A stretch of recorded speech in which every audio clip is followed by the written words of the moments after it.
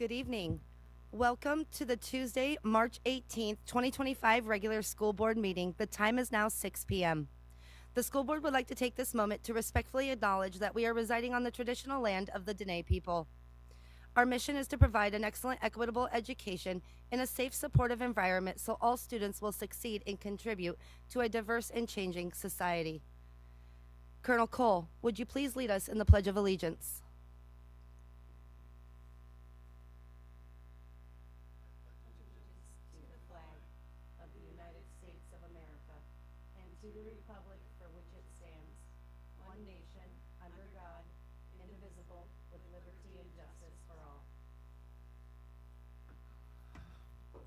Mrs. Richardson, would you please call the roll?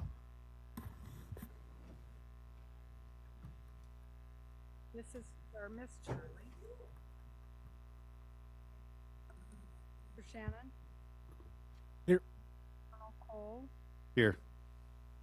Colonel Foster is excused. Mr. Burgess. Here. Carol Hubbard. Here. Warren. Here. Ian. Here.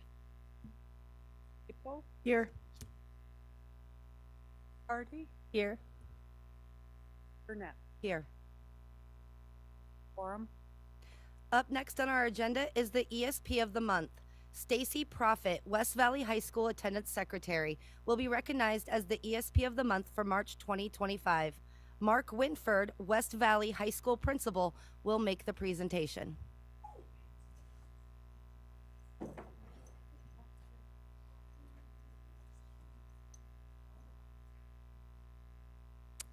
So I'm a proud principal tonight. It's a doubleheader of West Valley staff recognition. So first we have Stacy Profit. And as the main employee at the front office desk, Stacy is the hub of a very busy wheel. Her outstanding customer service, attention to detail, and high work rate do so much to make West Valley a great school. Thank you, Stacy, for the many positive contributions to the culture of West Valley High School. And, you know, when I talked to Stacy about the award, you know, another area of praise is she just emphasized that her work in the front office is about collaborating and working as a team with other people, you know, not so much about individual recognition. She definitely demonstrates that every day. And I worked at West for 5 years, took a 10-year break when I was at MPE and came back.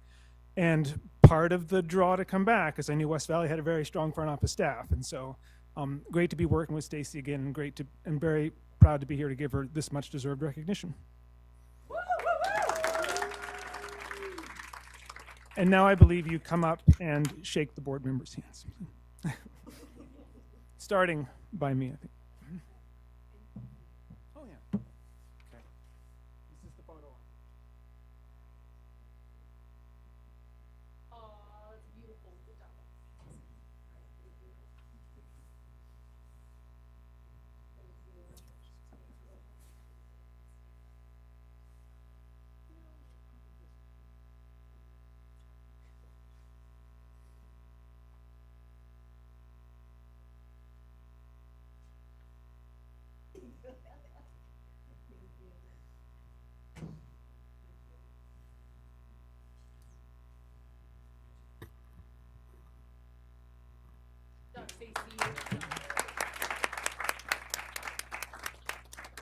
And up next, keeping Mr. Winford here up at the front, is our Excellent Educator Award of the Month. Julie Zundell, teacher for West Valley High School, will be recognized as the Excellent Educator of the Month for March 2025. Mr. Winford, would you please make the presentation? Sure, and to recognize Julie, I'd like to share the words of one of her colleagues, Bess Sprinkle, who wrote of Julie, "More than anything, when you're in a public space with Julie Zundell, you realize the depth to which she connects with students and cultivates their genius. Everywhere she goes in our small community, former students want to tell her about their lives and what they're doing. Years after leaving her classroom, students in our community still feel connected and inspired by her." And, you know, as your supervisor, one of the best ways to get to know a teacher is to supervise them and then have your kids also have that teacher. And so, and 2 of my 3 kids had Julie, and I told them, you know, that I was coming here to recognize her tonight, and they were like, "She is the best teacher ever. She's so deserving of that award." And so my kids just adored Julie when they had her. And so just an outstanding science teacher at West Valley. So please come on up, Julie.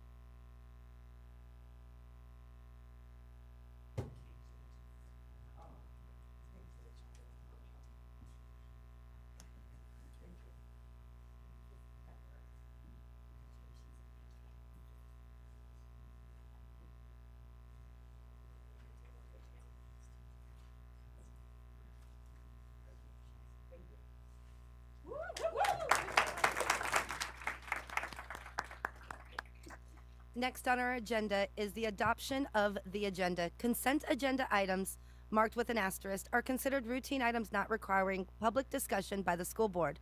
Unless removed from the consent agenda, asterisk items will be automatically approved when the consent agenda is adopted. Questions concerning these items should be directed to the administration before the meeting. If the superintendent or member of the public wishes to have an item removed from the consent agenda, the request must be made to a board member anytime prior to the start of the meeting. The board member has the discretion to accept or deny the request. Only a board member may remove an item from the consent agenda. If an item is removed from the consent agenda, it shall be considered separately as the last item of new business. Asterisk items will then be adopted by one single motion. May I have a motion to approve the agenda with consent items? Move to adopt the agenda with consent items. Second. Mrs. Richardson, would you please call the vote? Colonel Cole, Yes. Charlie, Yes. Mr. Shannon, Yes. Mrs. Hardy, Yes. Yes. Mr. Burgess, Yes. Miss Julian, Yes.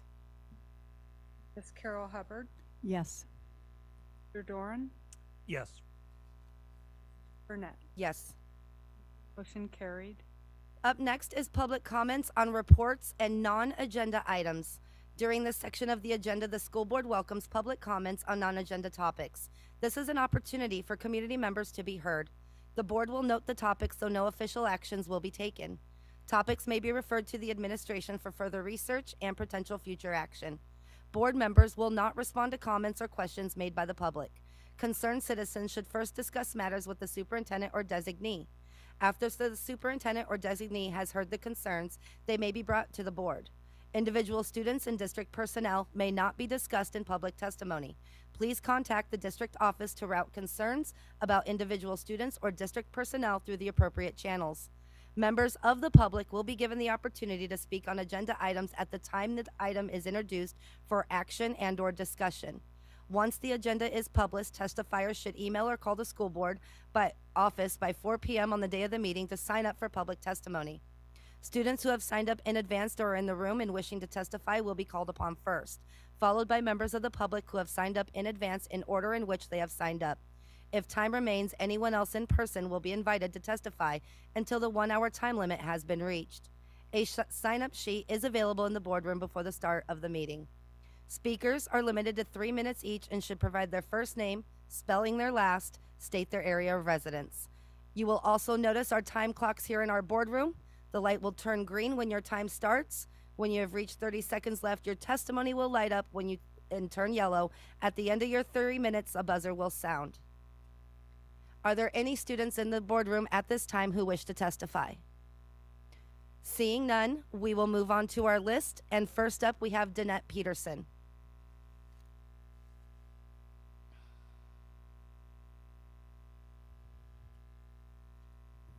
Good evening, Ms. Peterson. If you could state your name, spell your last, you have 3 minutes. Good evening, and I'll adjust to the new lighting system. Danette Peterson, Peterson, Fairbanks, UAF area. First of all, thank you for your service and for allowing me and other communities to always engage with you in the important work that this body does. Some good news to share.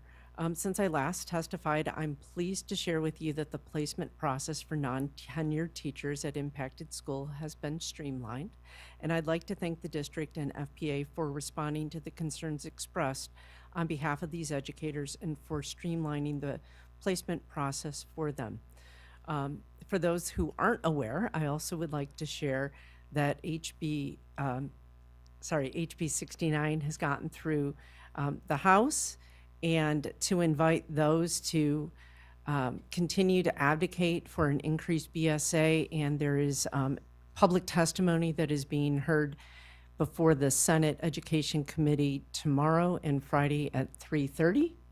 And so they can call in and provide those comments, and if that is not possible, to provide those via email. Lastly, I'd like to bring to the board's attention that tomorrow, Wednesday, March 19th, educators across the district will be wearing Red for Ed shirts and writing Congress in opposition to the dismantling of the U.S. Department of Education. We are joining educators across the country, along with parents and community members who are expressing opposition to the gutting of the U.S. Department of Education, and I welcome you as school board members, along with district staff and community members, to join us. A free public education is the foundation of our democracy. Our democracy requires an informed, engaged populace. It is woven into the fabric of the American dream. And while I recognize the need for state and local control over our public schools, I also recognize the importance of our federal government to our students. The U.S. Department of Education protects our most vulnerable students, and they will be placed in greater peril without the funding for Title I programs, IDEA. Dismantling it means defunding the programs that feed, educate, and protect our most vulnerable and underserved students. But all students will be impacted by the dismantling of the U.S. Department of Education. Our district will be impacted by the loss of Perkins grants and CTE programs, as well as Pell grants for our students. So I ask you, as leaders of our community and members of our school board, to stand strong for students and to protect students and our public schools. And I ask that you pass a resolution in opposition to the elimination of the U.S. Department of Education and to write Congress urging them to support education and our students. Thank you for your testimony, Ms. Peterson. Thank you. Up next on our list, we have Jim Hammeister.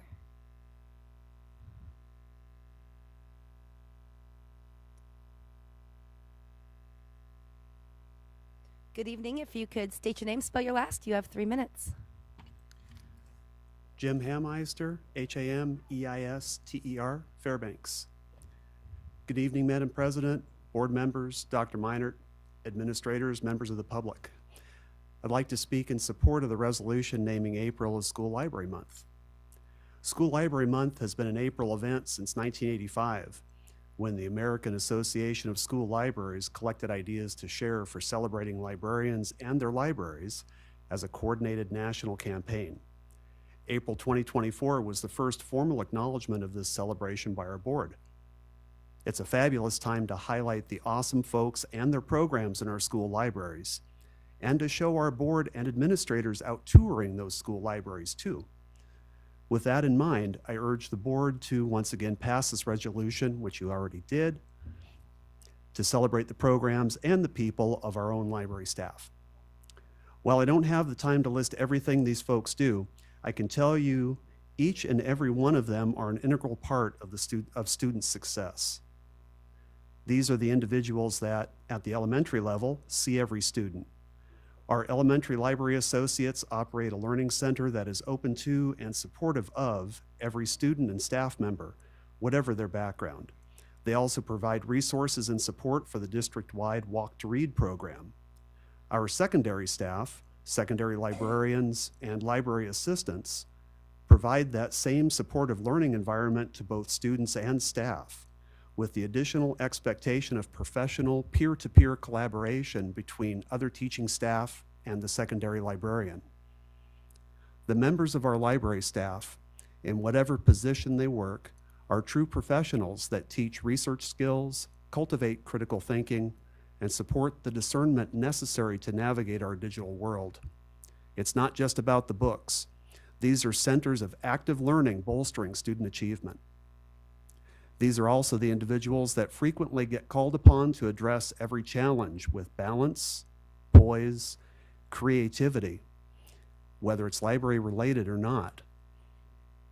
These are the folks called upon to get the job done, and they do time and again. Our libraries have been and continue to be places of learning, support, collaboration, and exploration. The most valuable part of any library isn't the books, it's the librarian. Our library staff have been and continue to be relentless advocates for student achievement and deserving of recognition and thanks. Thank you. Thank you for your testimony. Up next on our list, we have Peter Miller.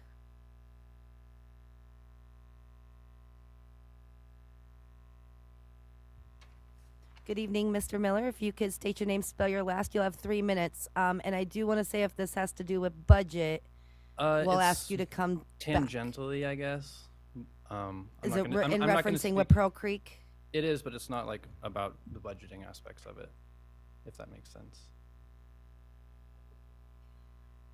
Yeah, okay, go ahead. Okay. Yeah.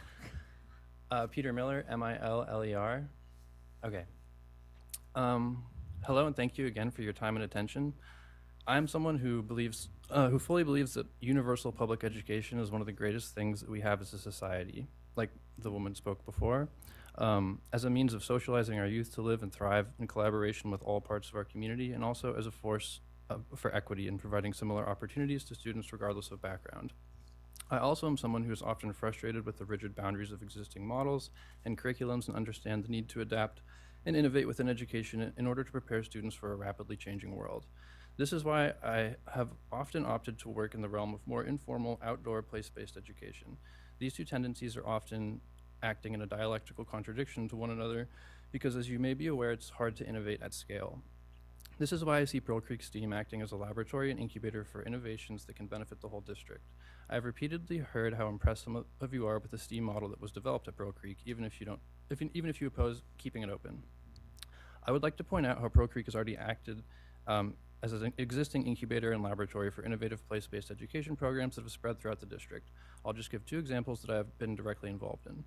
One Tree Alaska started at Pearl Creek when I was a student. After returning to Fairbanks after college, I was able to volunteer there, tapping trees, conducting citizen science investigations with students from all over the district, using a STEAM-based approach to nature journaling, data recording, and analysis. Second example is Calypso Farm and Ecology Center began their relationship with the school district via the Pearl Creek community's vigorous support.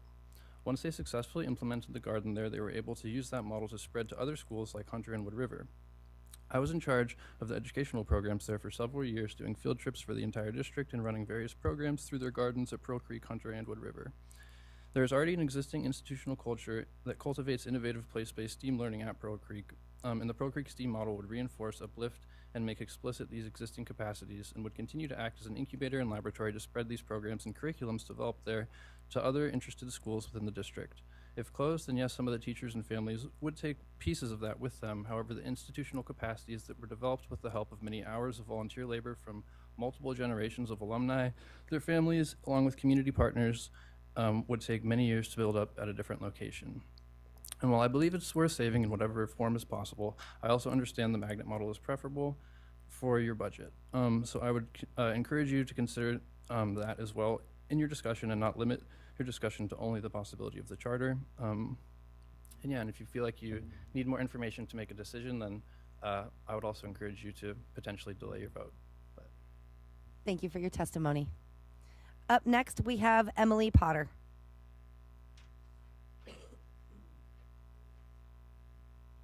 Good evening, Ms. Potter. If you could state your name, spell your last, you have 3 minutes. All right. Emily Potter, Potter. I come today as a parent that feels the need to speak up for myself and many of my fellow community members. I think there is a misconception that being engaged and speaking up when it comes to our children's education makes us an opponent. But we are those same parents that recognize poor funding by the state is crippling our district. The board asked for solutions and they asked for innovation. Parents and educators from Pearl Creek came together to create a plan that has grown into a community. They are future parents, university educators, and borough citizens that share a common vision for education. Where I think things have gone terribly sideways is the perception that Pearl Creek community is against the school board. We are passionate about our charter model and feel that it will contribute positively to our district. The creation of the charter is not us saying we are better, it is saying we are different, an alternative option for families that want to choose a STEAM focus. Mr. Doran is correct in stating that there is a division and mistrust within the community, and here are a few examples of how we got there. When the closure list came out, the first rumblings through the Fairbanks community were the board already had a plan in place and testimony isn't worth the effort. True or not, it was the narrative. We have listened while incorrect financials, data, and communications have been presented. We have listened as the district and board have discussed laws and policy without seeking clarification from their council. Why isn't council present for work sessions that discusses scenarios requiring interpretation of important laws or policy? We have listened as Two Rivers was advised to get their application submitted ASAP, and the board would look at waiving the deadline. We have been told to embrace the school closure and how to present the transition to our children, but children that have still not had the opportunity to be introduced or welcomed to their new school. Do we even talk about the Pearl Creek building being offered with additional perks to Watershed after they had declined, all while knowing Pearl Creek needs our building for the STEAM charter to exist and that Watershed had just signed a new lease? We have listened to board members call us adversaries, saying we are using Dunleavy for our agenda and that we want to hurt neighborhood schools and tear down the district for our benefit. And most recently, we were told that we were the loudest people in the room. There is a saying that it's not what you say, it's how you say it, and that hits close to home with dialogue surrounding Pearl Creek STEAM. But it's the deliberate words being used during recorded meetings to describe and characterize us. The tone, comments, and inconsistent responses do not inspire a let's work together environment. The board does not have to agree with our plan, but that does not mean we have to withdraw our application. We can work together while moving forward with our intentions of Pearl Creek STEAM Charter. Our goal is not to push it to the state to get our way. It is simply the steps that take place after denial from the district. Working together ensures a path of cooperation over the next year and a half and beyond, whether that's opening a charter school next year or seeing it open for the 2026-27 school year. Building back trust that encourages interested students to remain with the district while they await the arrival of the Pearl Creek STEAM Charter. And to end with a little science, remember, pressure makes diamonds. Thank you for your testimony. Up next, we'll have Christina Wood.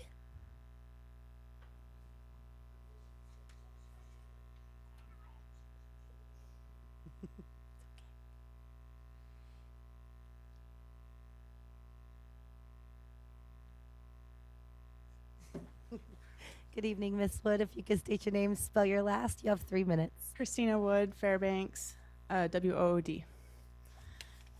Good evening. I would like to thank the board for their work. It does not go unnoticed. We, as in the Pearl Creek STEAM School, have also been doing a lot of work. Thousands of volunteer hours of work. We are just getting started and ready for more. I myself was never for a charter school, as with most of us fighting for it now. But after digging into what a charter school would bring to this community and working on this project, we are excited.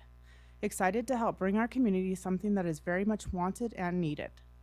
I am doing what I think is best for my children's future, as you all have done for your own families. I am also teaching my kids that it is okay to ask questions, come up with a better plan, and look outside the box. Just because one person comes up with a solution doesn't mean it has to be that one. There could be many solutions to an issue. Which one is going to be the most helpful for the most people in the long run?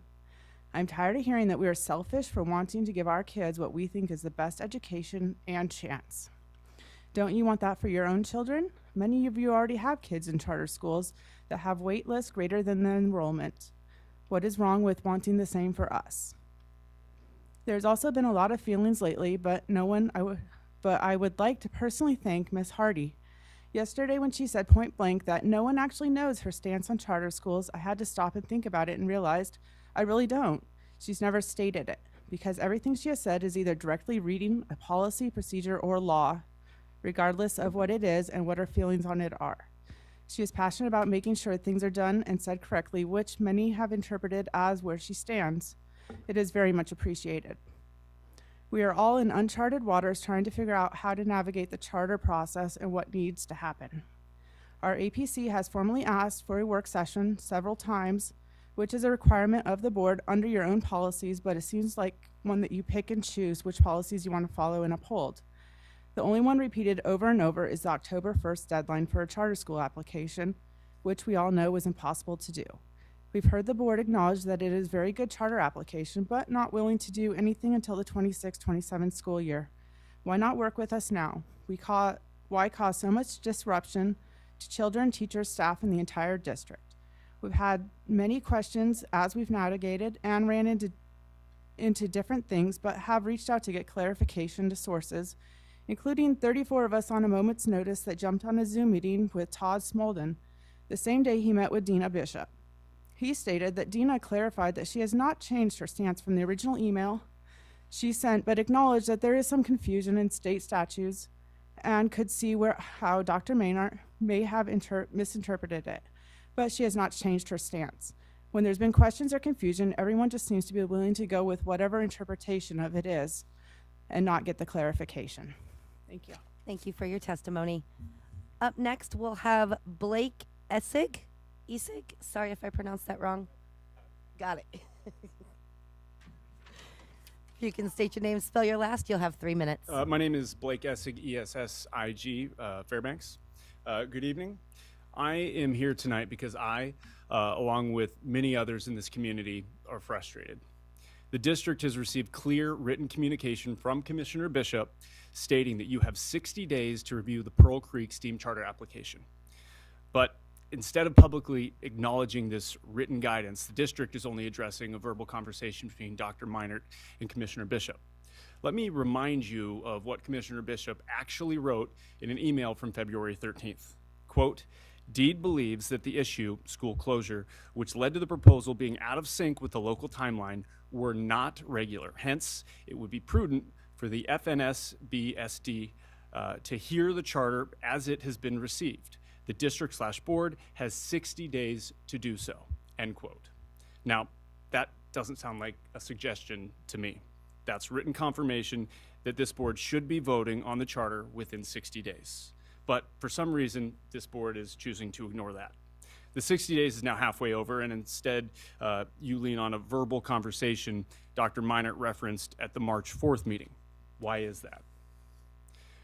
Why are we disregarding what's in writing in favor of something that could have been misinterpreted? And let's not forget what Deed Administrator Don Enoch also made clear in an excerpt that was shared with Dr. Meinert. Quote, the October deadline was intended for standard operating procedures at a school, and a school closure in mid-year is not standard operating procedures. Therefore, I believe the community should be given the opportunity to apply for a charter, end quote. Pearl Creek's closure wasn't standard. The October deadline wasn't meant for situations like this. Deed recognizes that and put it in writing.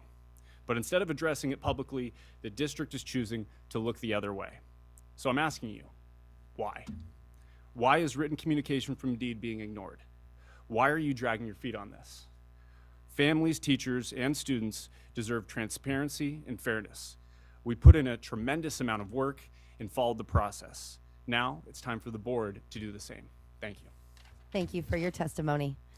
We have one last testimony under non-agenda items, and that is Ms. Gail McBride.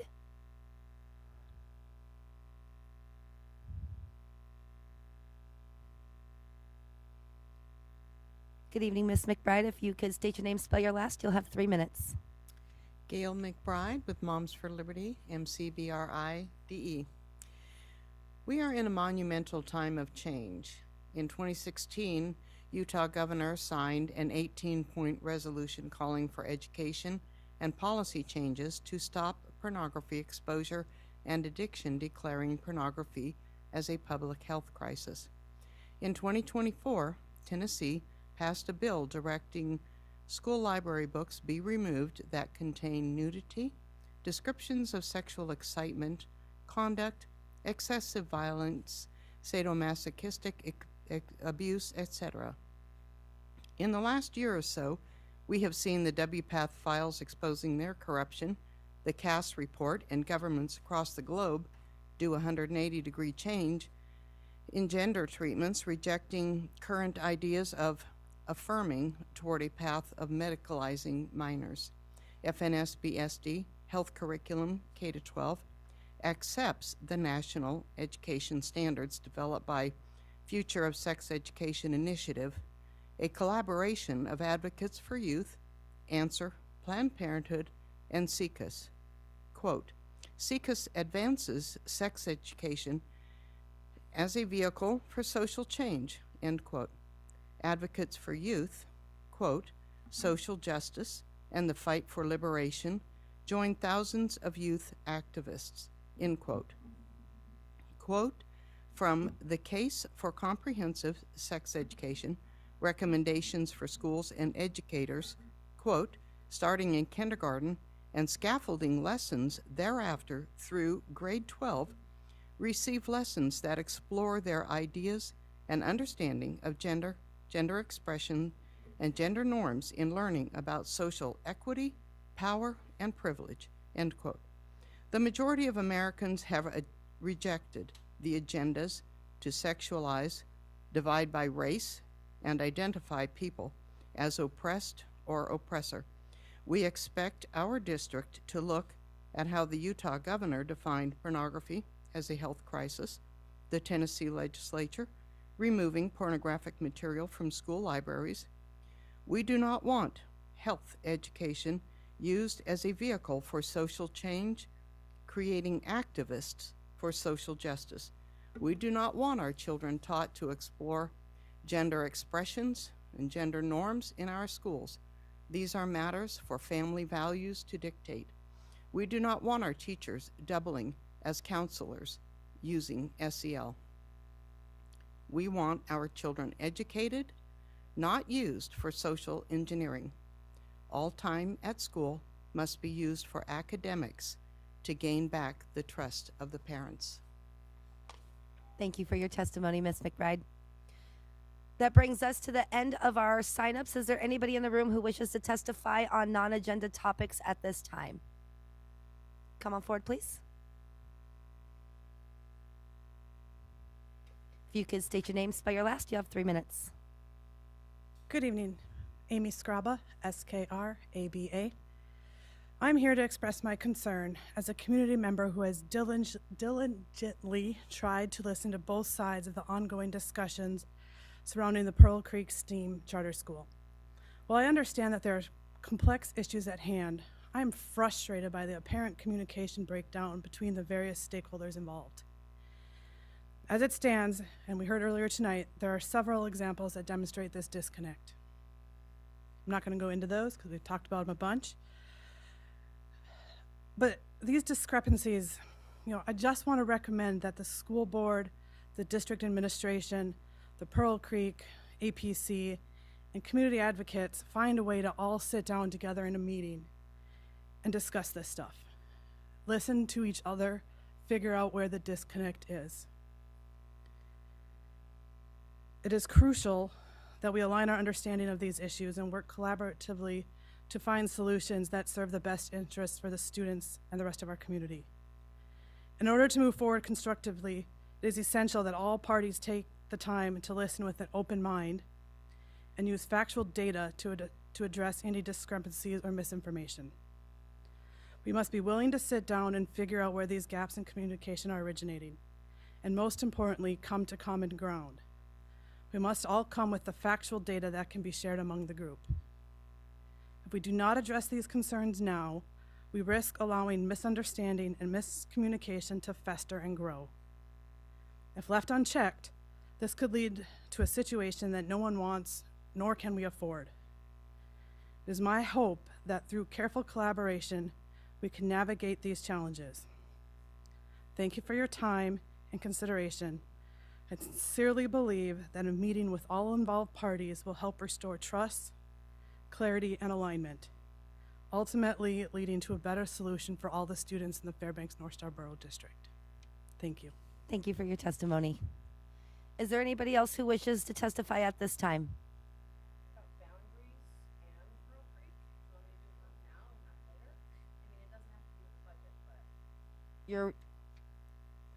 We have you signed up. Well, we can have you do both when we get there. Is there anybody who wishes to testify on non-agenda? Seeing none at this time, public testimony is now closed. And we will now move into our advisory member reports and comments. And we will start down here with Mr. Shannon. Yeah, not too much going on right now. Just got back from spring break. Going to fourth quarter, almost done with the school year. Think everybody's pretty excited. Just nine weeks of straight school. But other than that, not much to report. Thank you, Mr. Shannon. Miss Charlie?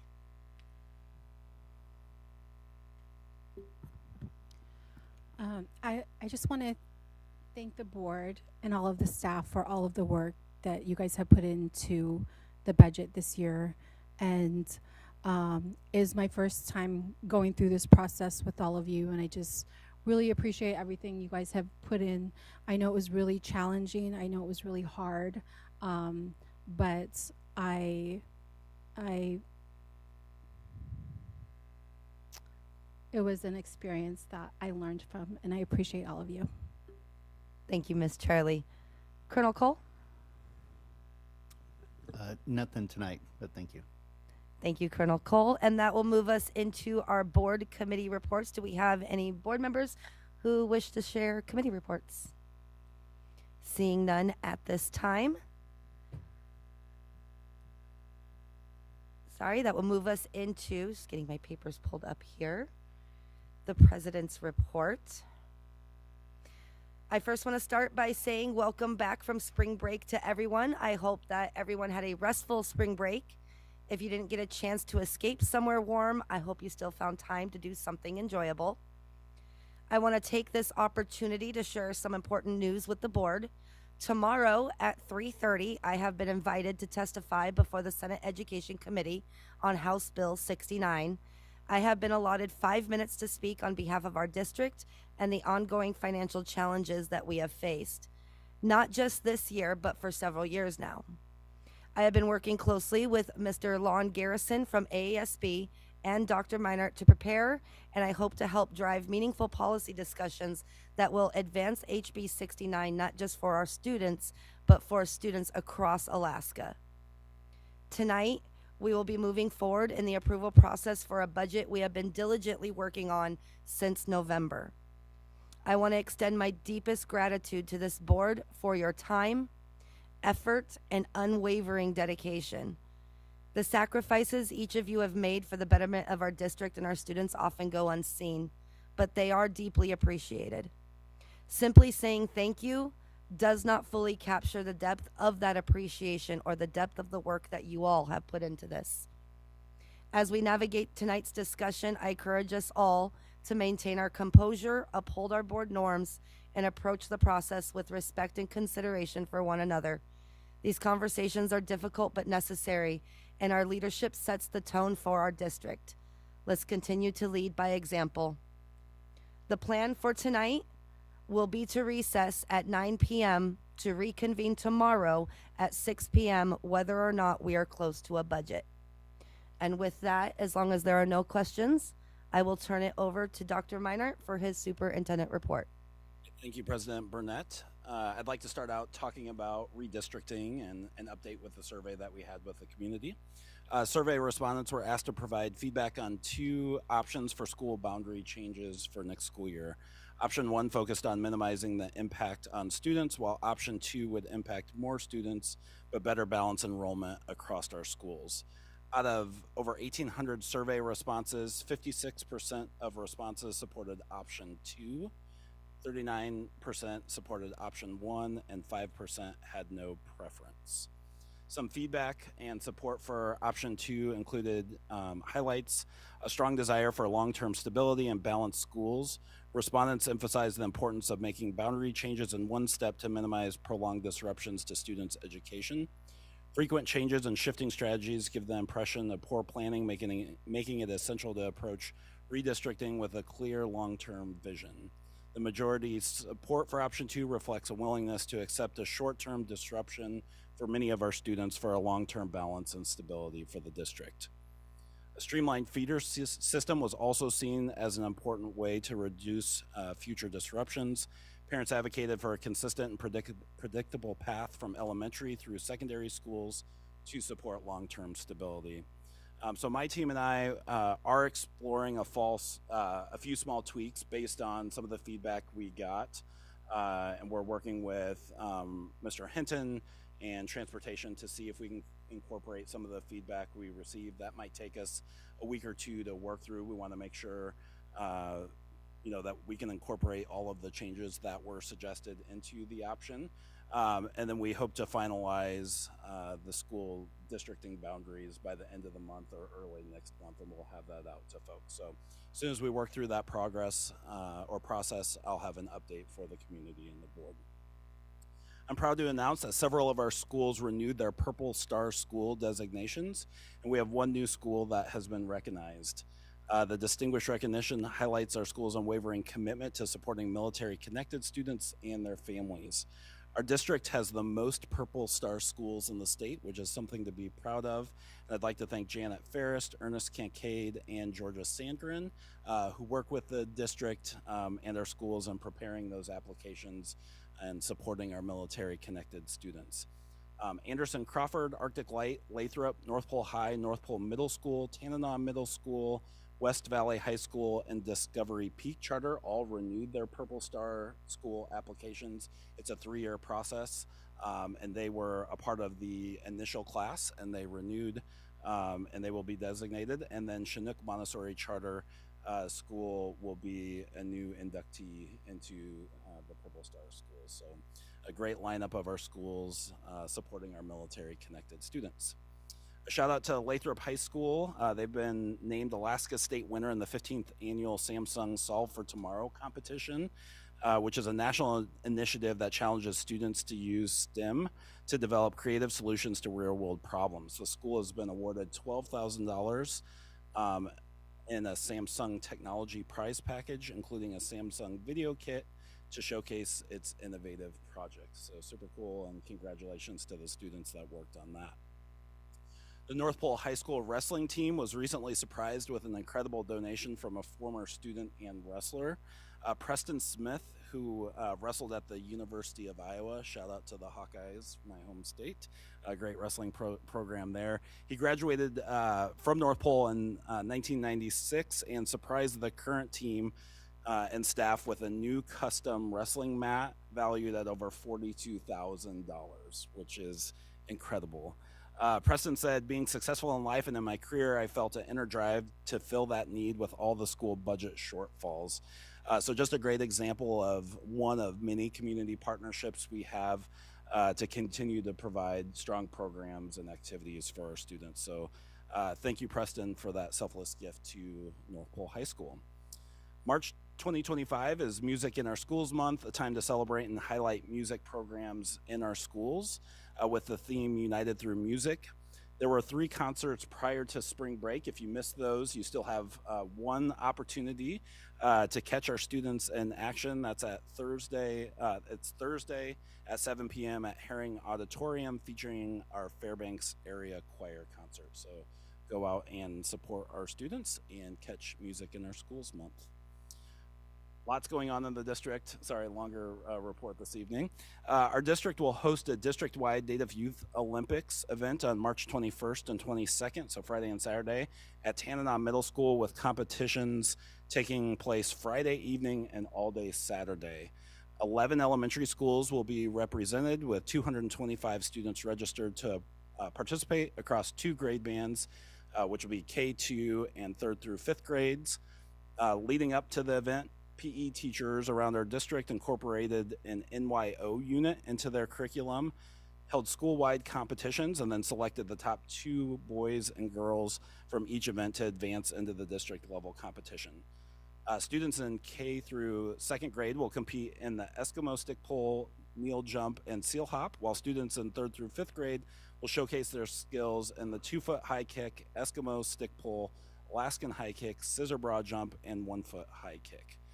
The event is free to participate and attend, and we encourage people to go out and check out this unique event for our elementary students. And just a shout out to our PE teachers that did incorporate it into their PE classes this year. That was something new for them. Many of them took part in training opportunities throughout the district to provide this opportunity for their students. So a big shout out to them for their willingness to do this, not only in their PE class, but give their time for the competition for our elementary students.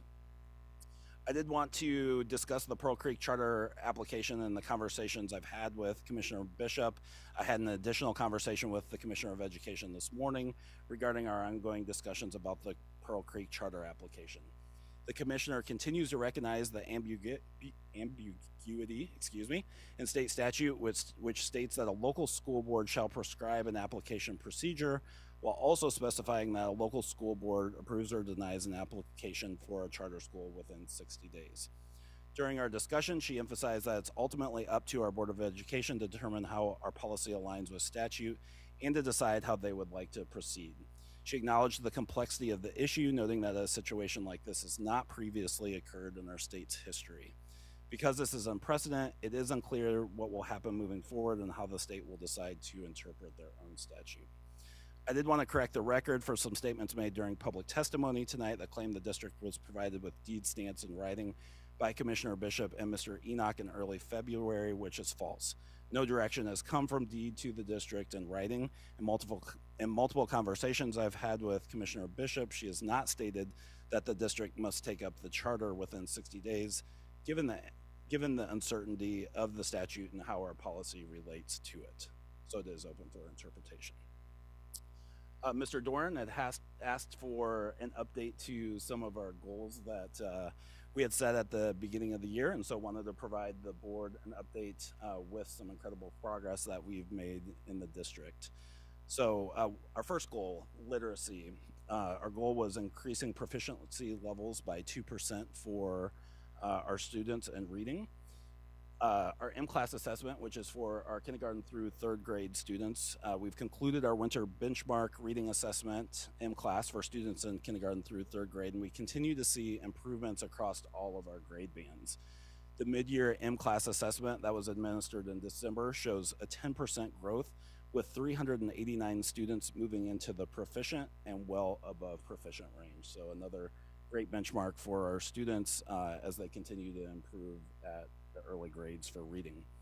A review of MAP reading data, which is the assessment for our 3rd through 9th grade students from fall 24 to winter 24, indicates a slow, steady growth with 1% fewer students falling below proficient and 1% more students testing in the proficient range.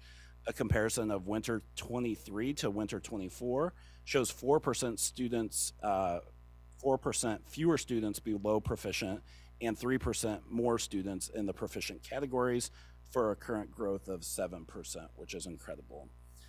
Many of our secondary schools are also offering a reading intervention course, which was part of the goals that we set. We'd like all secondary schools to offer reading intervention courses, and many of our schools are doing that. The goal, Growth for All, has several different goals under it. Some of the goals, we won't realize the data until the end of the school year, so we'll report out on the graduation data that's specific to our Alaska Native students and our special education students, as well as disaggregated data for M-Class. That assessment at this time doesn't disaggregate the data, so we have a fair amount of work to do to gather that data for the board, but we'll make sure we do that. But the data that we do have, one of the goals was of improving the percentage of students passing algebra. The district-wide passing rates of algebra increased by 10% from the first semester last year to this year. And so we've implemented a change called Algebra for All, and it's been a great success. We know students are more successful, and I'll talk about this in a little bit, when they receive their freshman 6 credits, and algebra is a big part of that. It's often a gatekeeper for other courses in high school, and so having more students pass algebra early on in their high school career is huge. Ensuring all freshmen start on a strong path to graduation was a goal for this year. We've not been great about keeping baseline data in past years about freshmen that have the freshman 6 credits, and so we're establishing that baseline now. And schools are really honing in on providing direct supports for students that are credit deficient, 9th through 12th grade, but certainly they're freshmen. And so we have that data now, and they're working with students and families to ensure that they're not credit deficient leaving 9th grade.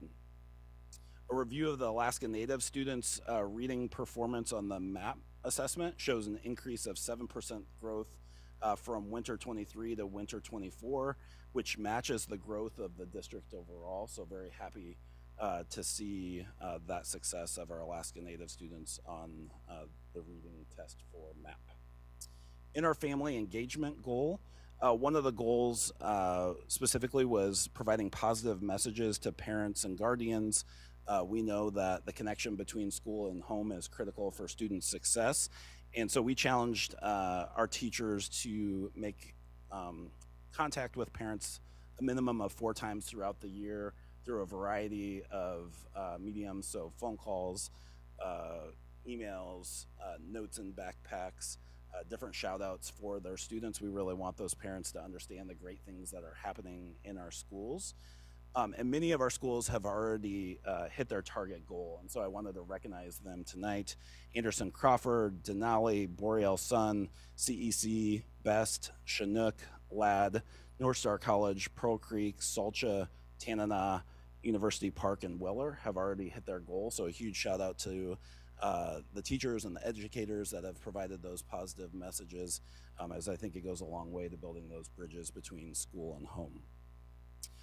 We've had a successful transition to Parent Square, which has been a huge transition. Anytime you launch a platform at the scale of Parent Square, you're not sure how it's going to go, but that was a major goal for us to get Parent Square off the ground. And a part of that was ensuring that all of our parents were contactable within Power School and Parent Square, meaning that we had updated information for our parents, which for some of our families can change pretty regularly. And having to announce that we're at like a 99% contactable rate for our families, which is excellent. So we've made some good strides there in ensuring that our parents are receiving updates from our schools through Parent Square and Power School. We sent around 300 physical transcripts and a letter with information to students that were credit deficient at semester time. So a thank you to Lisa Corbett, who hand stuffed all of those envelopes and got those out to our families. It had a transcript and it had a detailed letter on how our students can recover credits and the resources are available to support them. And so for many of our students that are at risk, some of the best ways to contact them is through paper communications rather than electronically. So we're trying to do everything we can to ensure that parents aren't surprised by their students' academic success or their lack of success within high school. And so this was a new opportunity that we took on as a district, and it's been successful in terms of reaching families. And lastly, under family engagement, nested under there is improving regular attendance. That's been a goal of ours for a couple of years now. We've seen some great successes in improving our regular attendance rate. Last year, if you remember, we increased that regular attendance by 3%, and we're on track to do that again this year. And so I'm really hopeful. At the winter break, we were at about a 71% regular attendance rate, which is nearing pre-pandemic levels for the district. So really happy for our growth in those areas and the connections that we're making with families. Oftentimes, families are integral in ensuring that their students are getting up and getting to school every day, and we know that can be a challenge, and just thank all of our families for getting our students to school on a regular basis. So that concludes my report and the updates for the board. Thank you, Dr. Miner. Is there any questions from members of the board? Mr. Doran. Thank you for that report. I do have a couple. One really quick one. Could you give us the dates for the NYO district? This Friday and Saturday. So is it the 20th and 21st? 21st, 22nd? Great. Thank you.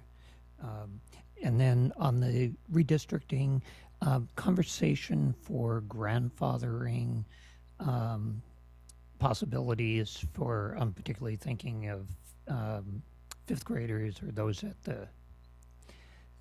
as they're finishing up a school, they may have been there for several years. I know families would have to provide transportation, et cetera, but conversation there. There has been conversation there. I'm not ready to commit to anything solid, but I think you noted the important piece of that is that there wouldn't be transportation available. Oftentimes, our families do choose other schools through our OAA process, which is essentially our open enrollment process here in Fairbanks. And so I can't definitively say that that will be an option for all of our students.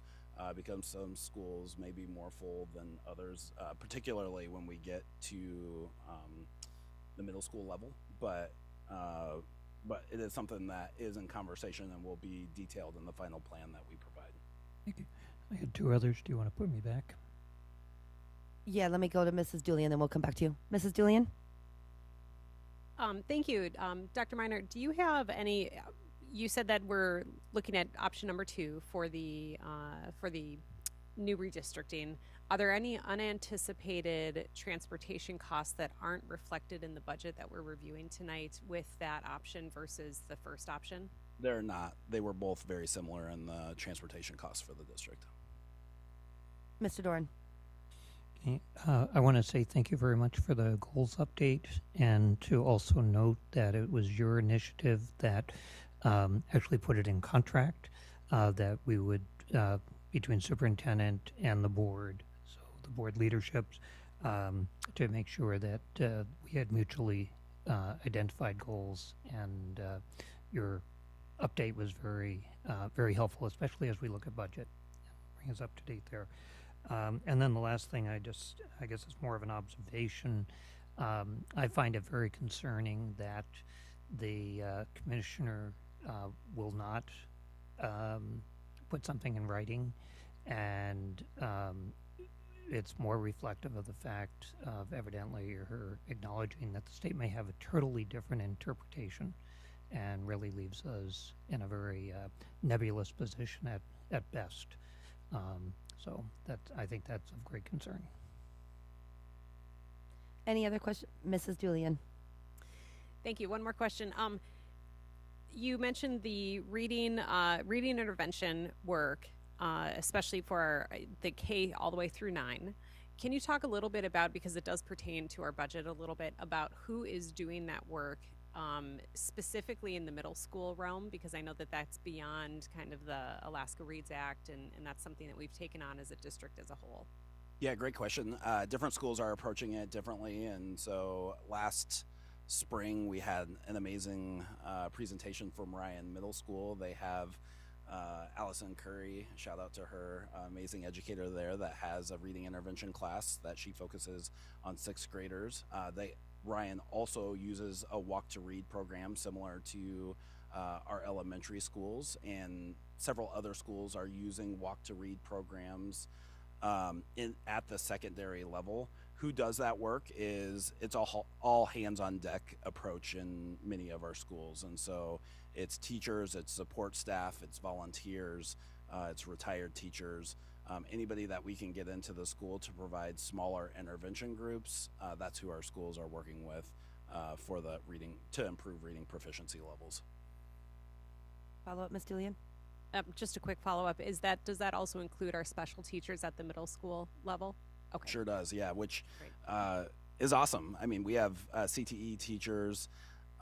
Pete Daly steps up and helps with reading on a regular basis, and certainly many different examples throughout the district just like that.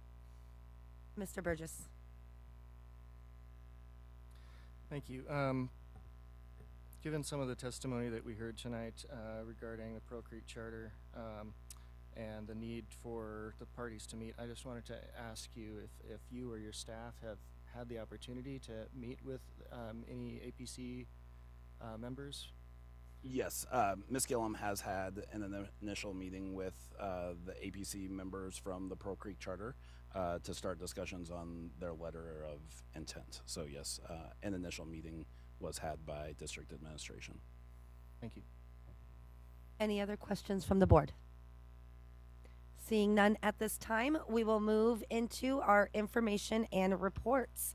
Up first will be Resolution 2025-19, recognizing the month of the military child. Resolution 2025-19 recognizes April 2025 as month of the military child throughout the district and encourages staff, students, parents, community members, and district community and military leaders to observe the month with celebrations, lessons, guest speakers, and other activities that honor, support, and thank our military children and the family members who care for them.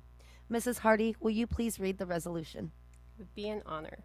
Resolution 2025-19, recognizing Month of the Military Child.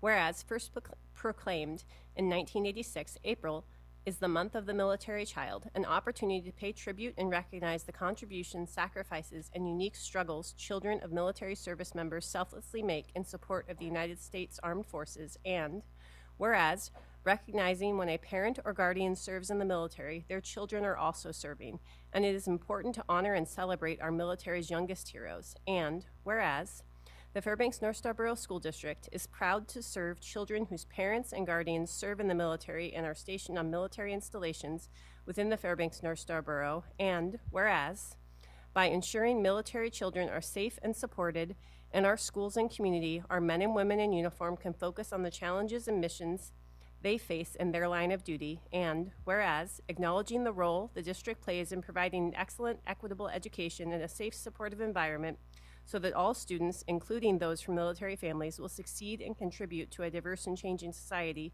from anywhere in the world, and whereas, the physical, social, and emotional well-being of children in military families is essential to their success, and the month of the military child is an opportunity to remember children's roles in strengthening the military family, recognizing that strong, resilient military children are essential to the success of the military's mission, and whereas, in support of military children and youth, it is highly encouraged for schools and communities to participate in Purple Up for Military Kids on April 11th, 2025, to show support and thank military children for their strength and sacrifices, and whereas, military children and youth are a source of pride and honor, and it is only fitting we take time to recognize their contributions, celebrate their spirit, and let our men and women in uniform know that while they are taking care of us, we are taking care of their children and youth.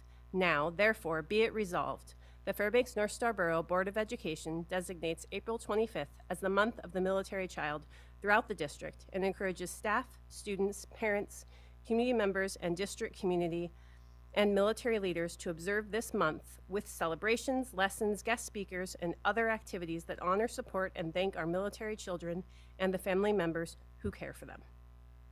Thank you, Mrs. Hardy. Next up will be Resolution 2025-20, Celebrating School Library Month. Resolution 2025-20 recognizes April 2025 as School Library Month throughout the district and community and encourages district administration, staff, student, parents, community members, and community and military leaders to observe the month with celebrations, lessons, and other activities that honor, support, and thank our library staff. Mr. Doran, would you please read the resolution? With pleasure. Resolution 2025-20, Celebrating School Library Month. Whereas the function of the school library is to ensure that students and staff are effective users of ideas and information, and whereas the district library coordinator, librarians, and library associates each contributes to providing the leadership and expertise necessary to ensure that the school library is an integral part of the instructional program of the school. And whereas the library assistants at each of our secondary schools provide vital support for the day-to-day operation of a center that fosters the exploration of our students aspiring to military service, the trades, and college. And whereas the librarians are more than just keepers of books, they are educators, guides, and champions of intellectual freedom, and work with students to develop research skills, promote critical thinking, and instill a passion for learning.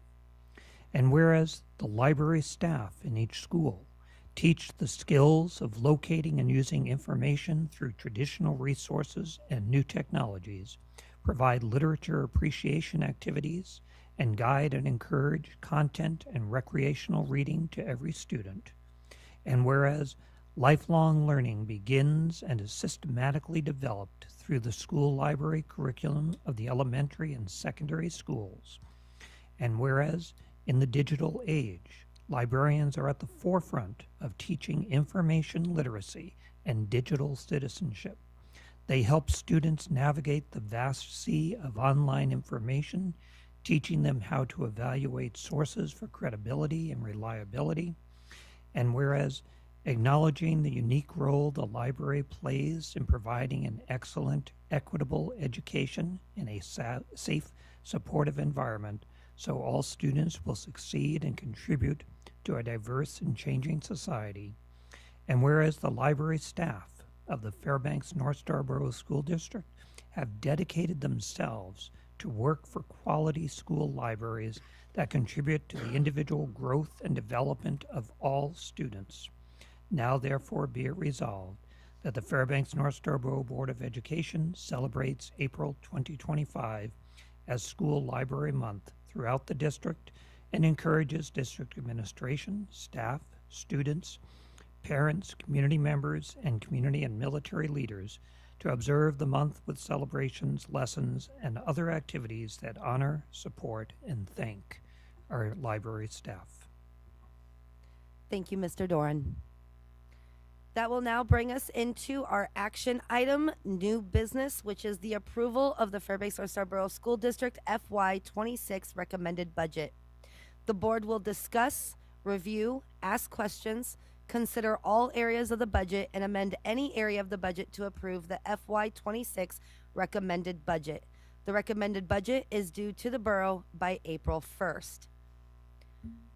Mr. DeGraw, we're going to start this with public testimony, and then we will ask you to come up. I just thought I would let you know that real quick. May I get a motion on the floor? Move to approve the fiscal year 26 Fairbanks North Starborough School District recommended budget. Second.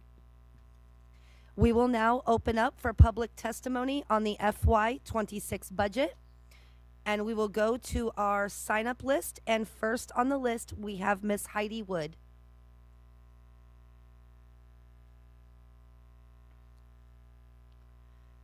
Good evening, Miss Wood. Same rules as with non-agenda. State your first name, spell your last. You will have 3 minutes. Heidi Wood, W-O-O-D, and I'm from Fairbanks. Good evening, and thank you for your time tonight. I know time is precious, and we have all been spending a lot of time on our children's education these days. I'm here to present you with the timeline. On Monday, February 10th, we submitted our notice of intent to establish Pearl Creek STEAM Charter School. On Tuesday, February 18th, we submitted our full application to establish Pearl Creek STEAM Charter School. It is complete without the lease portion, under state guidelines and state statutes. On Wednesday, February 19th, we received an invitation to meet with Sarah Gillum, Andy DeGraw, and Lori Beam. On Friday, February 28th, we had that meeting.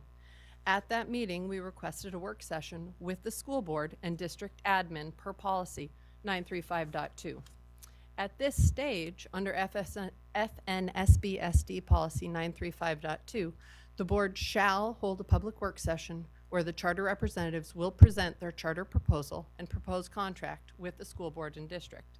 This is a requirement of the board under its own policy. On March 3rd, the Pearl Creek STEAM Charter School APC formally requested this work session and a lease discussion with the school board and district admin. On March 4th, we received a response from Sarah Gillum stating that she was forwarding our request to Dr. Meinart. On March 7th, 34 Pearl Creek STEAM advocates met on Zoom with Todd Smolden, in which he stated, Dina clarified that she has not changed her stance from the original email she sent. She did acknowledge that there is some confusion in state statutes and we are in unprecedented times, but she did not change her stance. Meaning, her recommendation is that our charter application be reviewed within the 60-day state statute requirement. On March 8th, I followed up with Dr. Meinart requesting this meeting between the school board, district admin, and the Pearl Creek STEAM APC. On March 17th, I again followed up with the same request to schedule a work session with the school board, district admin, and I have yet to receive a response. On March 17th, in the work session, Dr. Meinart asked you, the board, for direction. Please give him that. He's asking for it. We are asking you as the APC, meet with us and move forward collaboratively now. We are not your enemies. We are your friends, we are your neighbors, and we are your biggest allies. We all want good education in this district for all the kids. The disruption to students, staff, teachers, and the entire district by waiting to start in 26-27 simply does not make sense. The 60-day timeline is moving forward with or without your engagement and participation. I think it's clear we're in unprecedented times. We are inviting you formally and in public to engage and participate. Please do so. Thank you for your testimony. Up next, we have Ben Loeffler. Hello, can you hear me? Yes, we can hear you, Mr. Loeffler. If you could please state your name, spell your last, you'll have 3 minutes. Ben Loeffler, Loeffler. Thank you as always for your time and effort serving on the board. I'm sorry I'm unable to attend in person this evening. Today, I'd like to speak on the financial impacts to the district budget of charter schools, specifically the proposed Pearl Creek STEAM charter.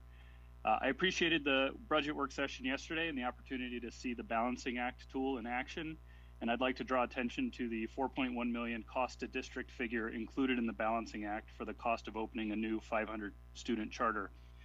I have provided the board with an analysis I've performed based on the district budget, which includes enrollment figures across all 4 West Side elementary schools and the school consolidation hold harmless statutes. I believe the 4.1 million cost to district figure is misleading and is preventing the board from making an informed decision around the proposed charter. The allocation to a 526 student charter school per current formulas is approximately 4.8 million, but this does not represent the cost to the district. According to the district budget, 72% of district spending is on instruction and counseling. These costs would move with the students from the neighborhood to the charter school. And so I acknowledge that the remaining 28%, or approximately 1.8 million for a 500 student charter school, remains a cost to the district. However, even this 1.8 million figure is not the complete picture. If drawing solely from West Side elementary schools, the Pearl Creek STEAM charter would actually increase the school size factor for the affected schools, making consolidation hold harmless irrelevant, and would increase BSA revenues for the projected enrollment by approximately 230,000 at current BSA rates. If 100 students from out of district are added, BSA revenue would increase by 1.8 million.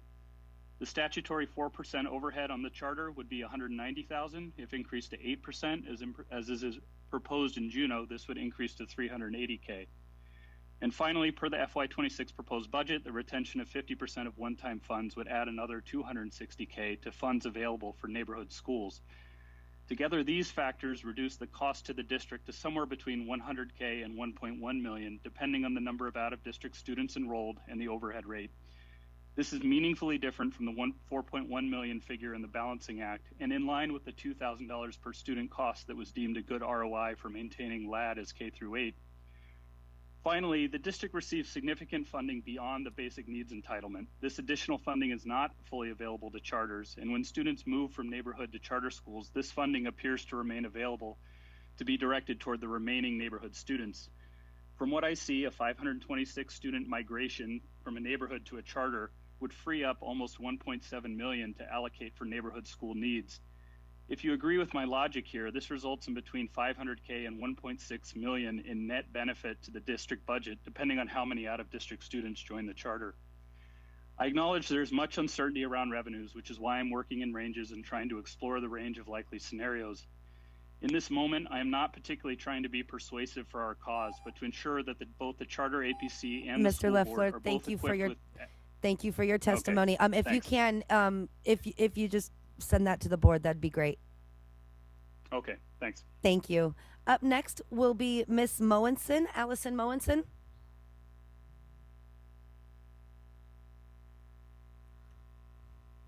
Good evening, Miss Moenson. If you can state your name, spell your last, you'll have 3 minutes. Good evening. My name is Allison Moenson, Mogensen, and I live in Fairbanks. Good evening, school board, and thank you again for your time. We've seemed to have been spending a lot of time together. I'm going to kind of bounce around all over the place with some different plans tonight, although I think the boundary issue has been kind of said, so thank you on that. I was just going to say that, well, never mind. It doesn't matter because it's been decided. All right. So I'd like to state that both Discovery Peak Charter and Watershed Charter were approved without a lease. And as Ms. Hardy pointed out at yesterday's meeting, that Boreal Sun was also formed without a lease. If you look at Alaska Statute 14.03.255, a lease is not a requirement. It simply says in bullet point number 7 that the location and description of the facility is, which we have provided for you. Please consider our application as complete, just as these other charter schools were. There is also a contradiction between the district and Pearl Creek Charter School.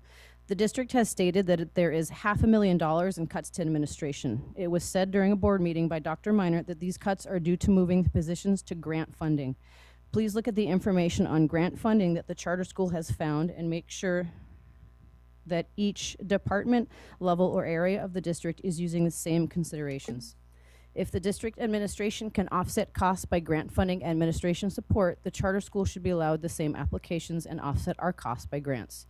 There are federal grants that are available annually. On a local level, there are grants from the Rasmussen Foundation, Alaska Community Foundation, and DEED. DEED has a grant for $900,000 per year for 5 years. This could be applied for before and after school programs that Pearl Creek STEAM Charter could spearhead on behalf of the district and Title I schools. For fiscal year 26, there's almost $300,000 available, and for fiscal year 27, that number would jump to almost $1.5 million with the addition of $400 million from the Department of Ed Charter School Program grant and $1 million from the NSF Discovery Research Grant for pre-K through 12.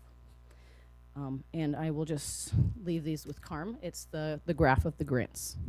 Thank you for your time. Thank you, Ms. Moensen. Up next, we'll have Christina Reed on Zoom.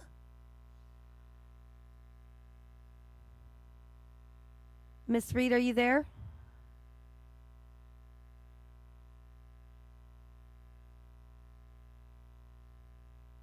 Yes, can you hear me? Yes, we can hear you. If you can state your name, spell your last, you'll have 3 minutes. Christina Reed, R-I-E-D. Hello, I'm a single mom of 3 children at Barnett Magnet School and the music teacher of our 416 K-8 students. Happy Music in Our Schools Month. I'd like to thank you, members of the board and administration, for your detailed consideration of the budget so far. No matter how we slice this budget pie, there isn't enough to go around with the lack of funding from the state for BSA, and we can only hope that the future will hold a more sustainable level of funding. I'm here to advocate for preserving what remains of Barnett's magnet model. As the previous program secretary since 2022, who made staff master schedules and students unique quarterly schedules, despite cuts year after year, we continue to stretch our staff thin and yet have many amazing things to be proud of as other schools want to find a way to duplicate our magnet model. You may have been asking yourself, what makes Barnett magnetic? Our 416 students are proudly K-8, remaining at 100% capacity. We already meet current district PTR numbers in a school that was originally meant for lower class sizes, similar to a charter school. Many of our classrooms and shared spaces pull double duty. Our middle school classes are overfilled, especially smaller project rooms, to try to accommodate more required classes. Most of our explorations often have more than recommended PTR class sizes and wait lists for popular classes that we can't offer due to cuts. We have a wait list each year of approximately 500 students looking to gain admission to our excellent programs that our staff has cultivated to imagine, create, and explore a variety of studies and interests. Our catalog of exploration classes our students choose from each quarter are one of the biggest draws to our school. However, we continue to lose staff every year. These aren't just to afford us extra programs. This is to cover multiple grade levels of science, history, and extra English requirements the district added to our middle school students' plates. If students don't have any space in their schedules for electives through our explorations, we will impact the well-rounded students Barnett has been known to send out to district high schools. We are all spread thin and cannot sustain a cut of 2.5 teachers without a severe impact to our successful magnet model. Please continue to make your decisions using the tenets students show us every day at Barnett: respect, responsibility, and kindness. Thank you for your time, and I hope to see you all at our District Music in Our Schools Month choir concert on Thursday at 7 o'clock at Lathrop High School. Thank you. Thank you, Ms. Reed, for your testimony. Up next, we will have Rebecca Matz.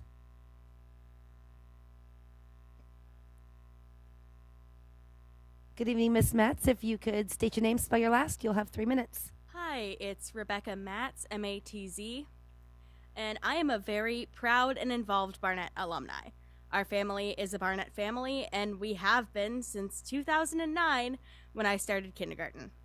Since I finished 8th grade in 2018, a lot has changed with the world and all the school situations as well. Barnett is resilient. We'll always make the best of what we're given, but that really should not mean absorbing 2.5 full-time educator cuts.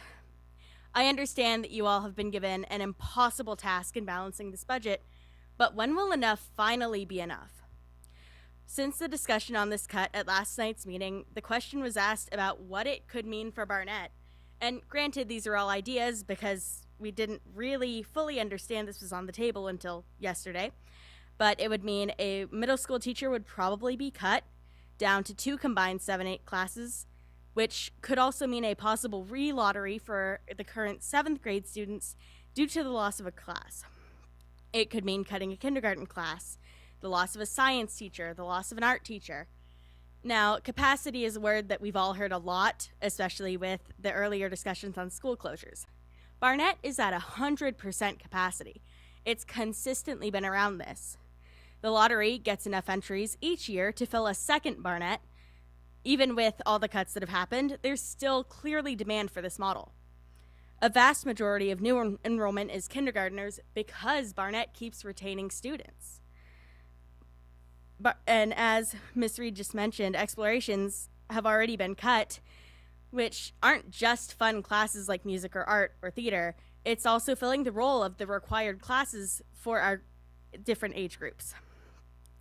Cutting positions might look good on paper, but teachers are the heart of all of our schools.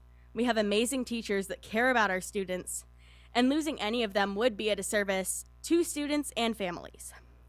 We all want lower class sizes in all of our schools, but these cuts just will not lead to that and are a Band-Aid over a deficit-shaped hole. You all are in a position where you can either do right by our students and communities or continue to make families that love our schools work with what little is given. Schools of choice are just as deserving as our neighborhood schools, and the proposed FTE cut will clearly do far more harm than good. Thank you. Thank you for your testimony. Up next, we'll have Shannon Morgan.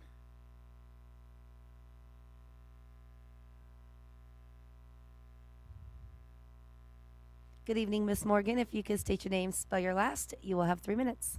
Shannon Morgan, Morgan. Good evening, members of the school board. Thank you for providing an opportunity for public comment. I am speaking to you tonight as a middle school math and science teacher at Barnett Magnet School regarding the proposed elimination of 2.5 FTE positions at Barnett. Where do I begin? Our motto at Barnett is Imagine, Explore, Create, and our amazing staff and exceptional student body puts these words into action every day. If you have ever toured Barnett during school hours, especially during our afternoon explorations period, you will have witnessed what makes Barnett so special. Students thriving in our diverse offering of optional classes like band, orchestra, ceramics, drawing, comic book creation, choirs of various types, drama, taekwondo, fiber arts, computer game design, artistic journaling, games and holidays from around the world, yearbooks, science olympiad, debate, tracks and trails, ice skating, mini societies, Good Morning Barnett, movie production, robotics, etc. The list goes on. Parents, guardians, and students have chosen Barnett over public charter and private schools because we provide these options to students along with a kindergarten through 8th grade experience.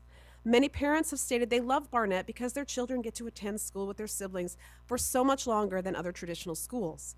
These same families drive from Esther, Fox, Farmers Loop, the west side of Fairbanks, Chena Hot Springs Road, and out past Salcha, and our students walk in the dark and cold from a local community, often with siblings in tow, because Barnett is different.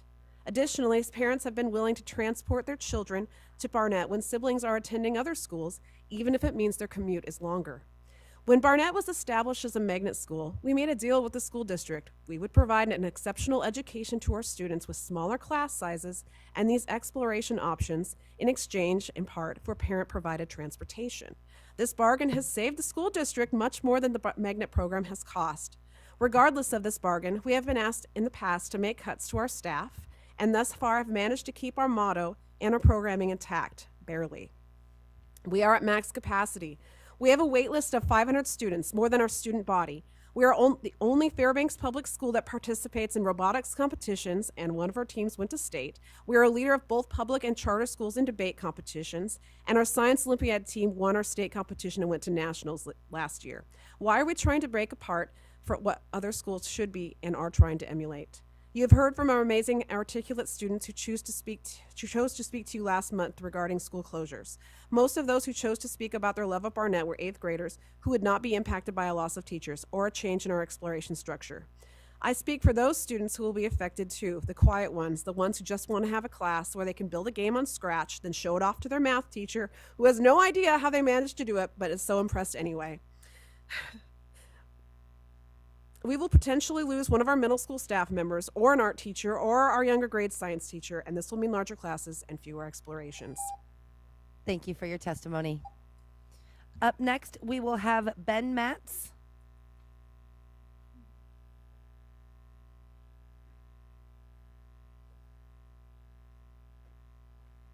Good evening, Mr. Matz. If you could state your name and spell your last, you have 3 minutes. Ben Matz, M-A-T-Z. Hello, school board members. I'm here to talk to you tonight about why Barnett cannot withstand these extreme cuts. I understand that you are in a difficult situation brought on by a lack of funding, but I can confidently say that these are not the correct cuts. Barnett is a highly successful school and a very good model. By cutting 2.5 employees, you make it nearly impossible for this model to continue. Last year, Barnett got 1 FTE position cut, and that resulted in larger class sizes as well as suboptimal learning. Losing more employees would result in devastation to the magnet model. Currently, Barnett is one of the few at or above capacity, at least partly elementary level schools in the school district, and it has a long waiting list for people of all grades. What this means is that Barnett is making the maximum amount of money possible for the school district. Does this sound like a school you want to cut? Barnett has remained well over 400 students for years, but continuous cuts like this and other cuts Barnett has seen recently may take it below that threshold. Many students at the school go here for an art program, choice of classes, a good middle school model, and more. This could cause many of the students to leave the district. Now, I understand that this is a difficult situation, but Barnett is a school that has been loved for years, by upending its model, you'll only be losing students in the district. So I urge you not to cut these positions so that Barnett can continue to be a great model and a help to the school district funding. Thank you for your time. Thank you for your testimony. Up next, we'll have Maggie Sampson.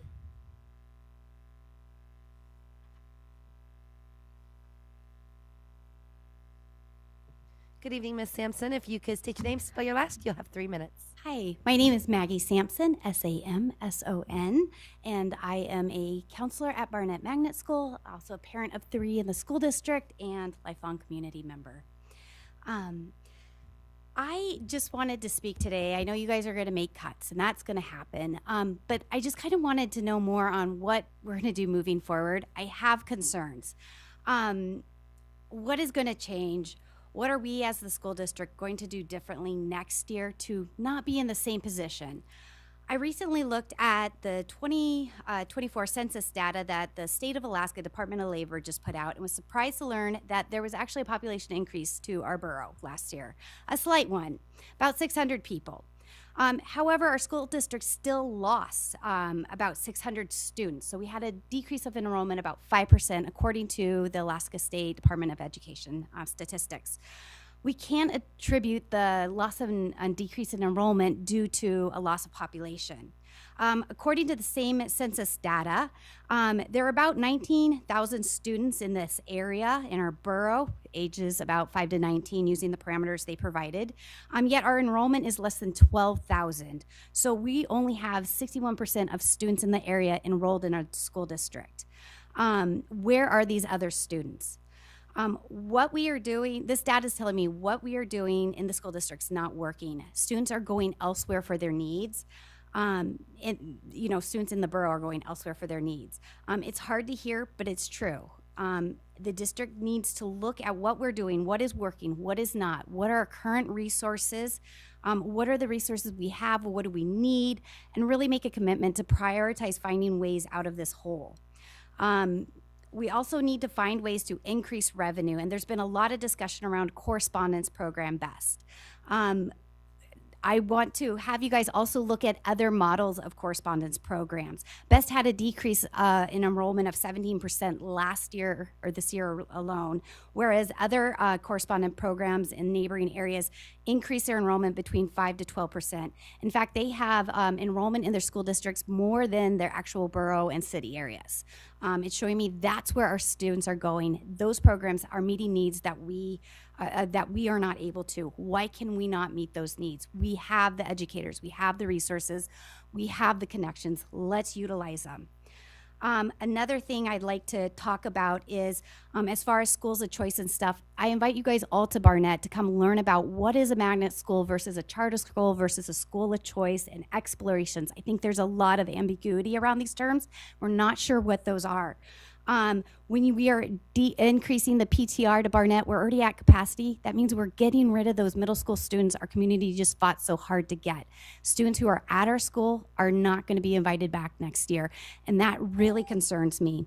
So just want to know plans moving forward. Thank you. Thank you for your testimony, Ms. Sampson. That brings us to the end of our signups for public testimony on agenda topics. Is there anybody else in the room at this time who wishes to come forward and testify? Ms. Eisman, go ahead and come up.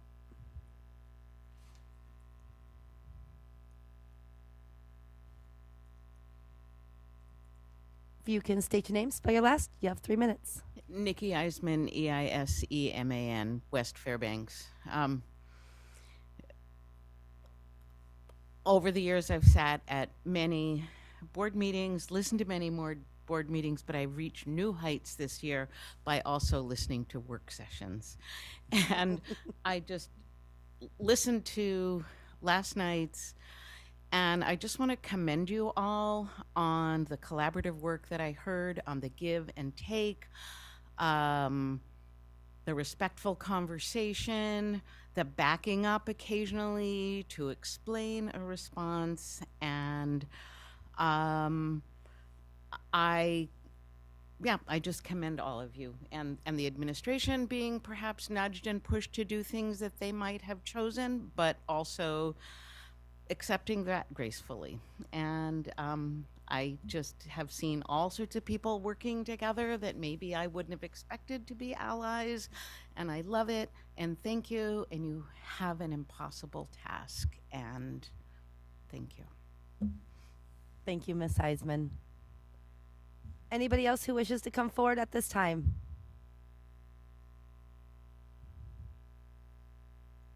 If you can state your name, spell your last, you have 3 minutes.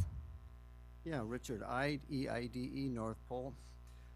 On one hand, we have requests for please don't cancel our school, or please may we have this program, and those are heartfelt, and I get it. On the other hand, we have a school board which is unquestionably, it is the hardest job in town. At this time, in this place, in this state, it's very hard because you're planning budgets with a crystal ball because you don't know what Juno's gonna be handing you. It's kind of a daily thing, in fact, and what could be harder than that?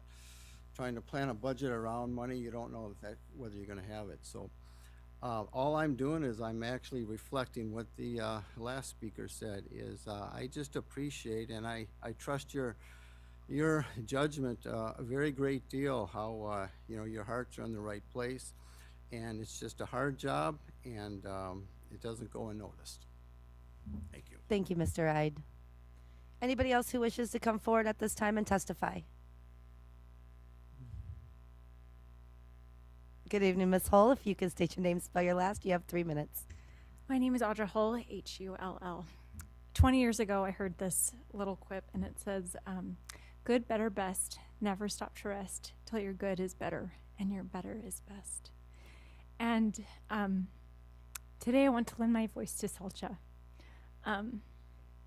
They are going to face some significant cuts, and there are children out there that receive benefits, special education benefits, and they would greatly benefit, and it would be best for those students if they had an FEA SPED teacher. So one, I appreciate all the support last night for their for them to have a SPED teacher out there and an FEA SPED teacher, and I really hope that that support continues tonight and on to tomorrow night, and that is something that they are given. Thank you. Thank you, Ms. Hull. Anybody else who wishes to come forward at this time to testify? Seeing none, public testimony on agenda topics is now closed, and at this time the board will take a 10-minute recess before we go into deliberations on the budget.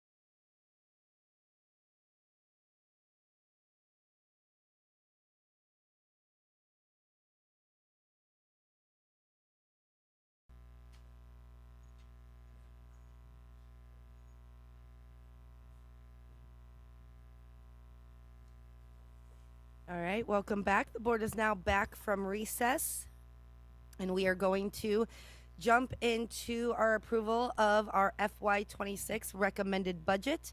And I will now turn it over to Mr. DeGraw. Alrighty, thank you, President Burnett. Just before we jump into the details of the recommended budget tonight, just talk a little bit about process and what to expect the rest of this evening, and then looking into tomorrow, just kind of go over the steps and the process and whatnot. So we'll work for the next little while tonight. We're going to be taking notes, and hopefully we can come to some consensus. We're in a regular meeting. We can make votes and decide on certain things. Whatever progress we make tonight, Ms. Nielsen and I will be able to go to work tomorrow and get that officially implemented into our budget. Tomorrow, when we get back together, we will have a draft memo, 2 documents, a draft memo that describes the changes between the proposed budget and the recommended budget. That's the first document. And that'll be a draft memo because I assume there will be more progress made tomorrow, assuming maybe we do finish tonight. If we do, that would be great. But if not, then it'll be a draft memo that we will finalize tomorrow after the board completes its work on the recommended budget. The second document will be a simple document with motion language, including the total numbers of the recommended budget. So a memo and then motion language, including total numbers of the recommended budget. Those will be the 2 documents that we'll have. They'll start out as drafts, and then once we finalize our work, hopefully we'll get a lot done tonight. Tomorrow, when we finish up, after we finish, Ms. Nielsen and I will need some length of a recess to go and put the finishing touches on that budget. If there are a relatively small number of changes, things that we still need to do coming out of tonight to tomorrow, then that'll be a shorter recess. If we don't get a lot done tonight and we do a lot tomorrow, it's going to lean more towards a longer recess, if that makes sense. We just want to avoid mistakes at all costs. I hate mistakes. So we want to make sure we put lots of eyes and double and triple check things as we're finalizing things, and it's a big job, $230 million budget, so needless to say. So that's the process of the next 2 evenings. I'm going to talk now about our new baseline in balancing act. So we took from last evening, things that there seemed to be some relative consensus on, and we implemented those into the balancing act tool. That should show up for board members as the baseline, the default items selected. I'm going to go over those. It's important to note those were not official decisions. So anything that's there as a default now can be undone. New things can be brought in. Obviously, I'm stating the obvious, but just want to make everybody obviously aware that there's no implication that any decisions were officially made. And before I go into the details, I just want to publicly recognize Ms. Nielsen. She has been nothing short of phenomenal. I don't know if I've experienced a budget cycle where as many requests for scenarios have come in, and she's just been a rock star in generating different numbers of different scenarios and possibilities. And so she has really gone above and beyond. So she's phenomenal. Appreciate her help. So now jumping into the specifics, first I'll go over the differences, and these are differences from the proposed budget and new items that we have, boxes that we have checked in that creates the baseline. You see a $1.3 million deficit, and I'll go over the items that have created that $1.3 million deficit. So the first item, we talked about all these things last evening. We have the building rentals additional $105,000 revenue checked. That box is checked. And then I'm going to go off my list here. On the elementary side, so that's the only item checked on the revenue side. On the expenditure side, we have a restoration of elementary PTR at 25. That box is checked. And I'll just highlight changes. Everything else that I don't cover is status quo. We do have a new box checked at Barnett Magnet, a reduction of 2.5 FTE. That box is checked.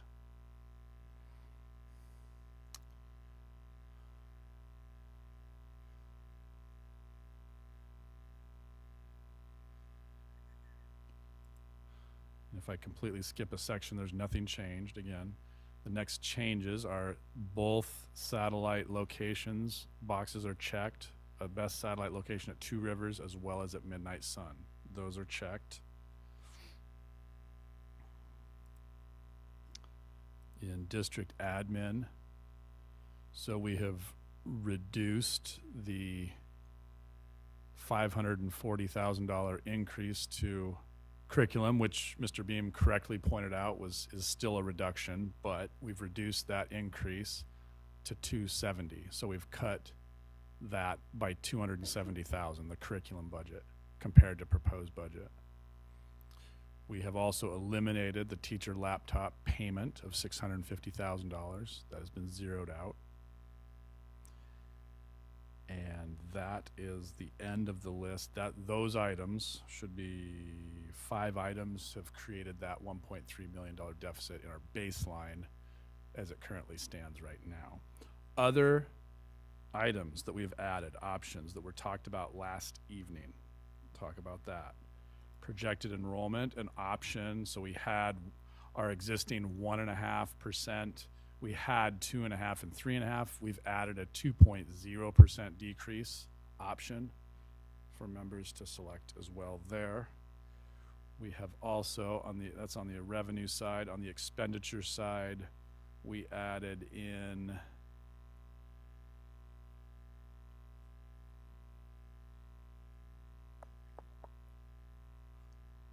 not district administration, district-wide. We added in budgeting for vacancies. So 0 proposed, and we have 0.25% in 0.25% increments up to 1%. That was discussed last evening. And then the last item is moving the charter administrative charge ceiling from 4%. We've put an 8% option there, as that has been considered in Juneau. Those are the items that we have added. And then just to wrap things up, just for a review for board members and the public, our assumptions on the revenue side are a $60 million local contribution from the borough.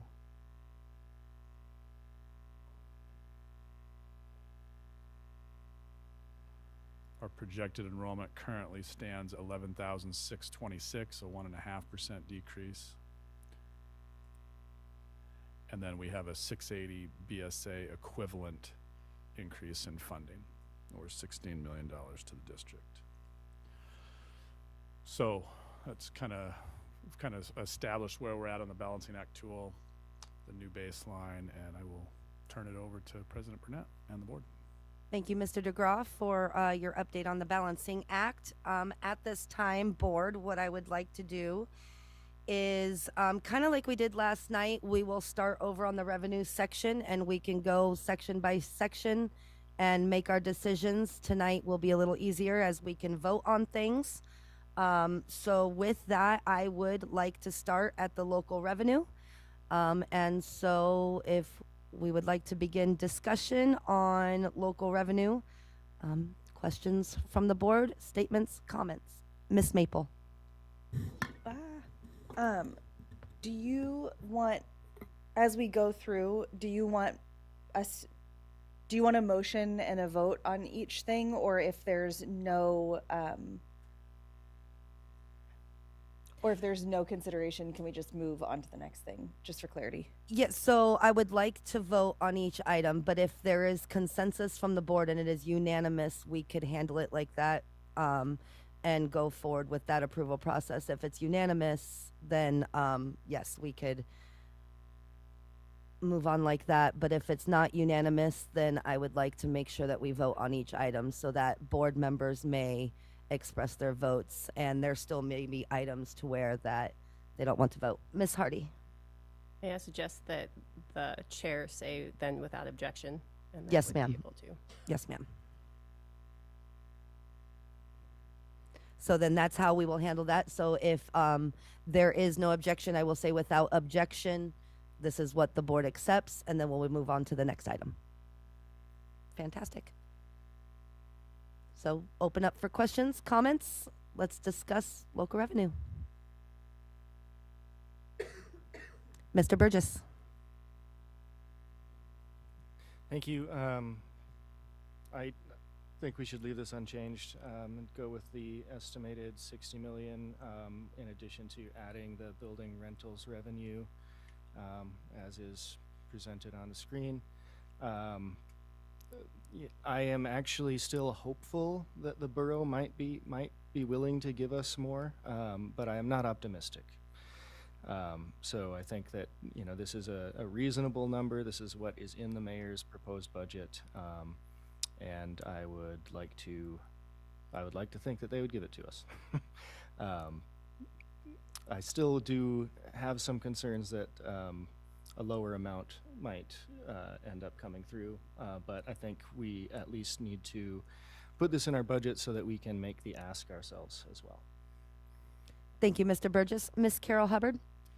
I too support the local revenue staying at the proposed budget of 60 million, and then also the building rentals at 105,000.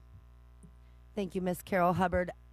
So at this time, is there any board members who do not agree and who wish to seek out a different level from the different contribution from the borough, or have issues with the building rentals revenue? See, without objection, we will continue on with a 60 million ask from the borough, and then we will go ahead and assume that building rentals revenue. Mrs. Julian. Yeah, we are going to move on to the next one, so we'll move into projected enrollment now. Mrs. Julian. Okay, I'd like to move to accept the recommendation from the administration on the projected enrollment of 11,626 students, or 1.5% decrease of, or 179 student decrease from fiscal year 25 actuals, which is in our proposed budget. And the reason for that is this is data informed. I do not feel like we can at this point, nor should we make guesses that will cause us to have to make additional cuts in an already very lean budget. Moving that needle moves it either to $475,000, $950,000, or $1.9 million more that we have to make in cuts. We have fund balance, which has been used this year to cover the unexpected enrollment declines, and I would move to trust the administration's recommendation and not make unnecessary cuts. Clarification, Mrs. Julian, are you submitting this as a motion as is right now? Yes. Second. Motion has been made, seconded by Ms. Carol Hubbard. Mrs. Hardy. Not a motion yet, because if I do that, then I can't talk. I don't think the board is prepared to vote on this particular piece yet, and if we vote on it, then we can't bring it back up because we have already voted on it, and it creates a whole Robert's Rules nightmare. I would propose that we make a motion to table this item and discuss it at a later date in the meeting so that we can discuss other things that I believe impact how I will vote, and I'm assuming other members on this particular motion. I'm happy to make a motion. Hold that thought. Hold that thought, Mrs. Hardy. Mr. Doran. Want to go back to process for a minute? Yes, sir. Which I think I thought we had decided to go through. We can clearly indicate our preferences on things without formal motions. That was what we did on the first one. This is complicating that a little bit. Because we are still within the window of time, anything can be brought back for reconsideration. So it doesn't quite tie us at this point, because you can ask for reconsideration up to the following day, which would possibly be as late as Thursday. But I think we should decide whether we're going to do motions or we're going to do discussion and see where people are. And since we are in a regular meeting, we can actually indicate and do a count. I have Miss Carol Hubbard then I have Miss Maple, and then Mrs. Hardy. Miss Carol Hubbard. I just want to point out that we spent 6 hours yesterday debating these items, and so I was under the impression that we were coming today prepared to vote and to pass a budget. So I would like to move forward in this process. Thank you, Miss Carol Hubbard. Miss Maple. I would just, speaking to what Mr. Doran said, I think that from what I understood, we can pause on making formal motions unless anybody objects, and then we can make a motion so that we can have a formal vote to make sure that we all of our opinions are reflected. So perhaps we didn't need a motion to begin with there, but I think it's already clear just based off the two comments that have been made that this is one that will require that. So I will offer that. Did you have? Mr. DeGraw. So the board can do whatever it would like. I'm here to try to help facilitate the process along. Past practice has been that motions are made for items that outside of what administration has recommended. We've put forward the proposed budget, so past practice has been the district put forward, admin put forward the 1.5. I think it's going to be 2.5. I move to change that to 2.5. The board was on the right track without objection to sticking status quo to the proposed budget, and that would speed things up and move things along. So for what it's worth, that's my recommendation. Thank you, Mr. DeGraw. I will agree with Mr. DeGraw. Ms. Dooley, that is correct. So you did put a motion forward. You can retract said motion, or we could just vote it down real fast. I will retract. Point of order. Mr. Dorn. The motion now belongs to the board. Okay, Mr. Dorn. So then we'll need to vote it. We'll need to take some action on it. So what I might suggest is that we table it to the end of the meeting. So I would move to table that motion until the end of our budget approval process. Second. Motion has been made to table this section until later in the meeting. Is there any objection? Seeing no objection, Ms. Maple. Or it's not, yeah. It's not debatable. Okay.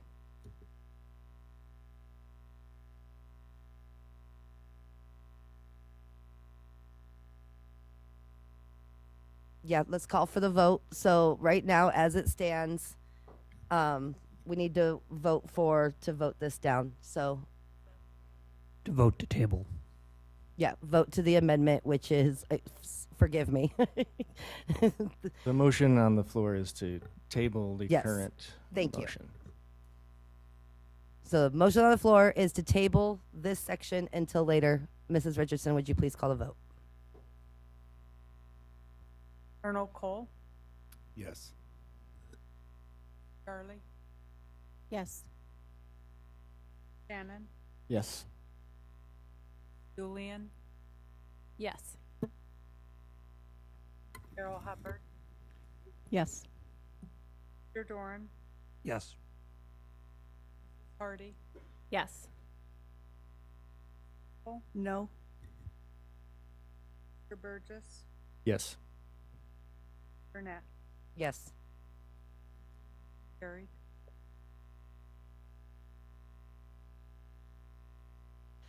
Okay, so we will move on into discussion on the state revenue. Is there any board members who wish to see this changed? As of right now, we have a 680 increase to the BSA.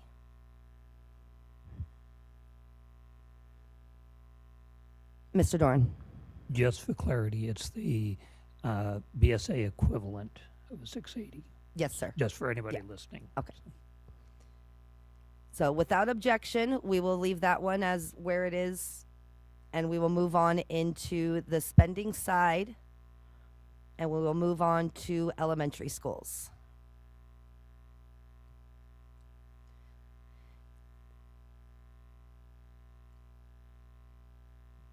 So there's a few items in here. We've got PTR, library associates, kindergarten aides. We could start at PTR and go from there. So is there any comments from the board, debate on PTR? Mr. Burgess. Thank you. I would prefer to leave the PTR as selected at 25 right now. However, I do want to say that through some discussions and testimony and emails that we received, and keeping in mind the comments of last night from Ms. Gillum regarding the effects on high school, increases in PTR in high school, I actually am leaning towards prioritizing PTR at the high school level, at secondary school level. And so I for now I want to leave this here, but I do think that depending on how some of the other votes go, I might circle back around. Thank you, Mr. Burgess. Mrs. Julian. Thank you so much. I am very committed to maintaining PTR at 25 for elementary. When we closed elementary schools, one of our stated goals was to lower class sizes. We did that with that intent. So let's do that. Let's give that the best possible chance by maintaining the PTR targets and keeping all teaching positions needed for our new footprint in elementary. If we move PTR here, we are going back on what we said that we were trying to do when we were consolidating schools. I am very strongly committed to this particular item. Thank you, Mrs. Julian. Ms. Carol Hubbard. I'm in agreement with that 100%. Lower PTR at the elementary school is what we promised, and we need to keep our promise on that. That was one of the things that we said we were going to do when we consolidated schools. So, and research, well, I don't want to go into to lower class sizes at this point, but lower class sizes, there's tons of research that shows higher test scores, increased participation. There's all over the board that shows such a high benefit, not only at this level, but even as Mr. Burgess was saying, at the middle school and the high school level. And I will be advocating for lower PTR at all three. Okay. Thank you, Ms. Carol Hubbard. Any other questions or comments from the board regarding PTR? I'll throw myself in. I do agree, and it's one thing I have been fighting for 3 years on the board. I have voted down budgets 2 years in a row due to PTR. Part of this process, when we chose school consolidations, when we chose to do what we're doing, the one thing we said was our main focus was to lower class sizes and to get to where we can. Now, this isn't actually lowering class sizes. This is keeping them at status quo for this, from what this year is. And that to me is still not enough. I would like to see us go down lower, but I know that that's not feasible because then we start getting into realms of bigger deficits. But to at least maintain what we have right now is where I stand. And so I do like it being at this 25 number. And if there's room for movement from there to lower it further, that is definitely something I'm dedicated to once we know what funding and revenues look like.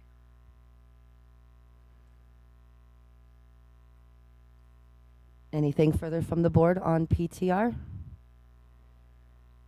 I'm seeing us all in agreement at keeping this at 25. So without objection, we will keep PTR at 25 for elementary K through 5.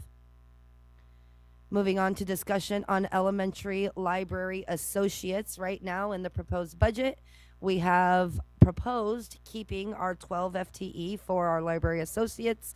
We also have the option to reduce library associates by 6 FTE in the elementary area, which will give us around $475,000 for the budget. discussion from the board? Or do we wish to keep this as is? Ms. Carol Hubbard. I may be the only lonely, but I am going to say that I would advocate to reduce the library associates. I would rather budget funds toward classroom PTR, and even if that's one teacher, two teachers, maybe 3 or 4, I don't know how many that is exactly, but no matter how many it is, I would rather put the teachers in the classroom than have the library associates. So not forever, but for now. And so I will advocate for reducing.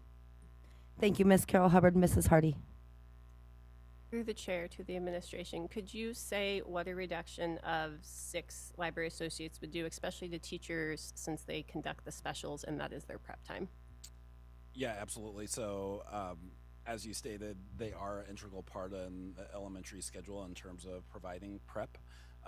With our Alaska Reads Act too, I think that they're an integral part of providing that love of reading for our students.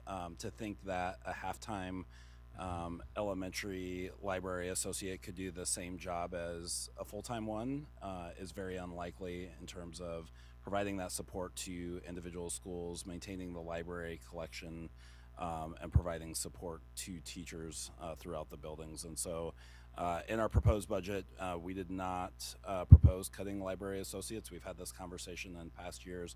We've heard what impact that would have to our elementaries, and so it's not something that the administration would recommend to the board. Thank you, Dr. Miner. I do actually have a question as well. So you brought up, and this is what I had kind of thought as well along the lines of Mrs. Hardy's questions. The elementary library associates with the Alaska Reads Act, am I correct in understanding that the associates contribute to, even though we're being told our sizes, our little sizes for our walk to read programs are still too big, they are contributing to allowing to have so many of these pods available in each of our schools, correct? Yes, that's correct. Thank you, Dr. Miner. We have Mr. Burgess. Oh, sorry, we have Miss Maple and then Mr. Burgess. I do not want to see that cut made. I was taking notes during public testimony, and Jim came back from retirement to talk about to talk about our libraries, and it being I'm going to get the name wrong, but our library month. And I just, as he was talking, one of the things I wrote down as he said it was that our librarians, our aides, everybody in our libraries provides supportive working environments for students and for their fellow staff, which of course Dr. Miner just spoke to. And I also, as I was thinking, when we talk over the course of this whole process, I've found myself in so many of our libraries meeting with constituents, whether it's, our setup groups that we just had out at North Pole and then had at Lathrop. And those don't happen without the people that are running them. And I know that this is an elementary library associate. I'll have the same thing to say if it comes up again. But I just wish to keep all 12 that are in the proposed budget. Thank you, Ms. Maple. Mr. Burgess? I agree for all the reasons that have already been stated, and then I'll just add to it that librarians, or library associates, also facilitate volunteer activities, and that is essential to keeping those quality partnerships with different organizations around our community. Of course, the one that comes to my mind always is Guys Read, Gals Read, because I used to be on their board, and I've been volunteering this week as well for Guys Read. So, I think that they really our library associates are essential staff for our schools for many reasons. Thank you, Mr. Burgess. Throwing myself back in, I'm going to be completely honest. Normally, this would be something that I would be willing to look at cutting. But after discussions with many of, librarians and just our teachers in our schools and the connection to the Alaska Reads Act, I'm a huge supporter of the Alaska Reads Act, and I think literacy is of the utmost importance. And in a time where we do see an issue with literacy and our kids being able to read and write and do math and things like that, this is a key component into fixing that and helping it. And so at this time, I support keeping our 12 FTEs as well. Mr. Doran. I'm in support of keeping the 12 as proposed in the budget. And not to repeat what everyone else has said, but a couple of additions is mindful of the fact we've already cut 3 of those positions in those closed schools, so that's a reduction right there. As we create larger schools, there are also tipping points within the scheduling for specials. And so we're adding pressure for available slots for classes to attend library as well as other specials. They have become increasingly integral to schools as you talk to their walk to read programs. And the other aspect that I'll just toss in is often uncommented on is their connections and assistance with coverage for students during the lunch recess periods, middle of the day. That's quite critical. Thank you, Mr. Doran. So at this time, I see an agreement of the board mostly. Ms. Carol Hubbard, I'd like to ask if you would like to make a motion for this or if you are in agreement with the rest of the board and we can move on. We can move on. Thank you, Ms. Carol Hubbard. So without objection, we will be keeping our 12 FTE librarian associates that are in the budget for elementary school. Moving on to kindergarten aides. This option has the option to keep that's 35 FTE kindergarten aides. In our proposed budget, we have the option to reduce kindergarten aides by 15%, which would be a 17 FTE loss for a savings of $870,000. Discussion from the board. Seeing nothing from the board, are we in agreement that we keep kindergarten aides? Without objection, we will keep our kindergarten aides. Moving on to the Barnett Magnet staffing. Right now, what we have is Magnet exploratory teachers, 2.5 FTE, which we could keep inside the budget, or what is checked is currently a reduction of the Magnet exploratory teachers by 2.5 FTE for $315,000. Discussion from the board on the Magnet FTE. Mrs. Hardy. Was Miss Carol Hubbard first? Mrs. Hardy, go ahead. I am not in support of this reduction. I think the Barnett Magnet School has shown up time and again to advocate for their school and talk about the importance of the model. When we've been talking about having our schools at peak efficiency, you can't get more efficient than 100%. They are doing the best they can. I have been on this board. This is my 3rd year, and I think we've given them a cut almost every year. As Mr. Doran has pointed out multiple times, the model has shifted, mostly because of cuts, and they're still doing tremendous work. I know many students that attend that school. I know many families who have chosen that school, and they are passionate about it. It is our version of a charter, and it shows that we can manage and do things right and trust our educators, and I think making this cut is just shooting ourselves in the foot. Thank you, Mrs. Hardy. Miss Carol Hubbard. I'm not sure I can make a better statement than that. I agree 100%. I do not want to cut this. I think what they're doing is outstanding at Barnett. Their numbers show it, and I don't want to. I don't want to upset the apple cart. I want them to get the program that they have, that they love, and what they're doing, because their students are successful, their school is successful, and I don't want to rock their boat. We are working toward lower PTR, and what this does is increases PTR. I'm not for this, so I would like to propose we go back to leaving it alone. Thank you. Thank you, Miss Carol Hubbard. Miss Maple. 2 questions through the chair to the administration. I heard in public testimony twice tonight that there was an understanding that this change would potentially result in them losing current middle school students. Is that a potential reality?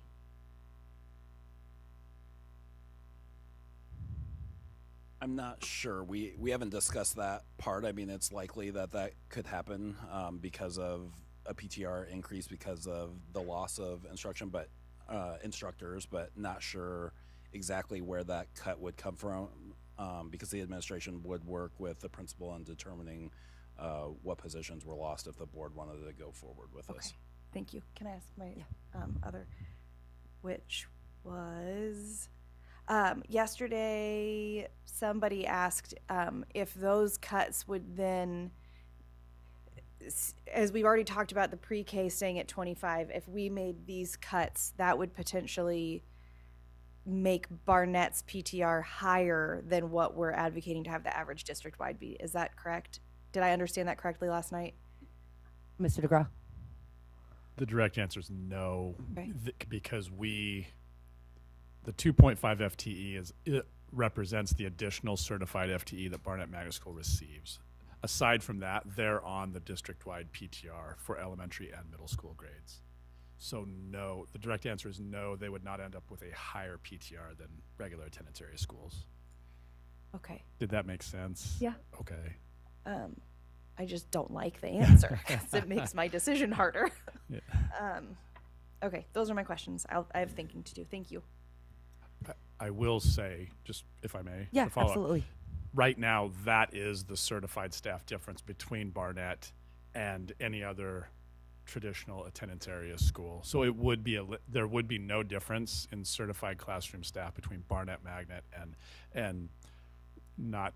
So it would present a challenge for them to fulfill their magnet model that has evolved over time. So Thank you, Mr. DeGraw. Mrs. Julian? Thank you so much. I think that I'm probably with Mrs. Maple on being movable on this one, either one way or the other. I want to share some data that I did, some number crunching that I did. So I looked at the magnitude of cost per student for every single cut that have been placed in front of us. I also looked at the total projected percentage of population impact for every single cut that's been put in front of us. And I want to share what this is the most weighted investment if we choose to reverse this, or the most weighted cut with the magnitude of $2,333 per student. It only impacts 5.35% of our middle school students district-wide. This cut, it's representative of 135 students that are 6th through 8th graders at Barnett Magnet. Yes, it is a magnet. It is a different model than neighborhood schools.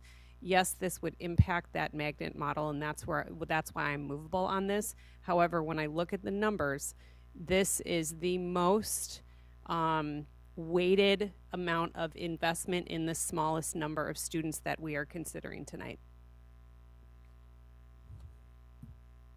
Thank you, Mrs. Julian. Mr. Doran?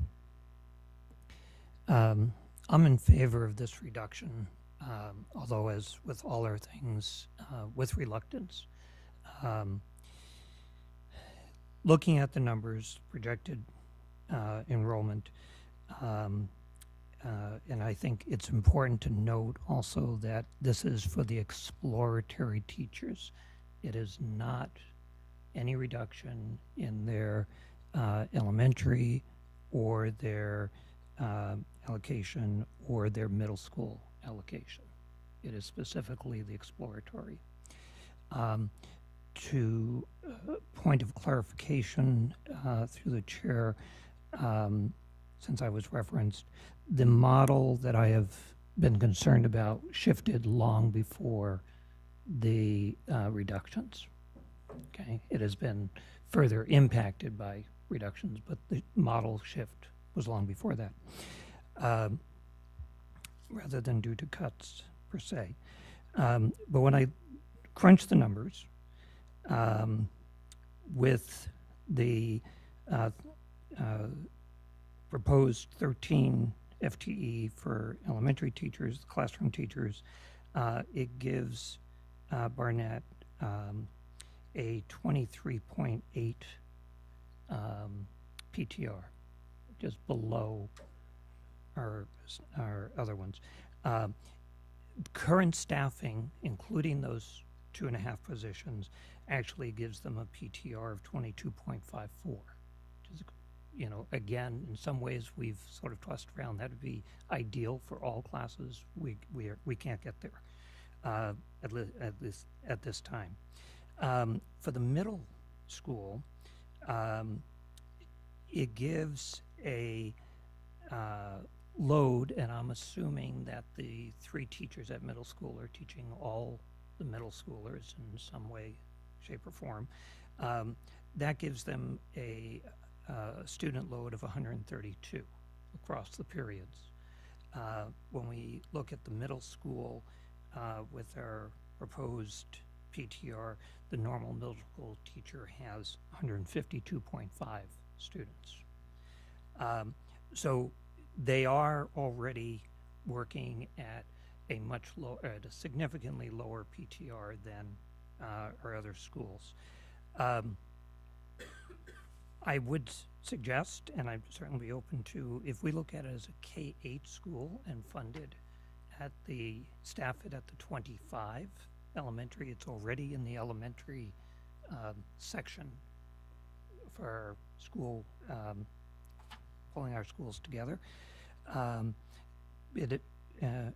Arguably, they actually wind up almost with 17. They could wind up with more than their regular classroom allocation as of right now.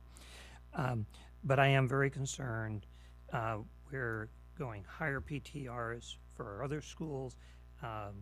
Barnett crosses elementary and middle. There's a significant difference. We've closed schools.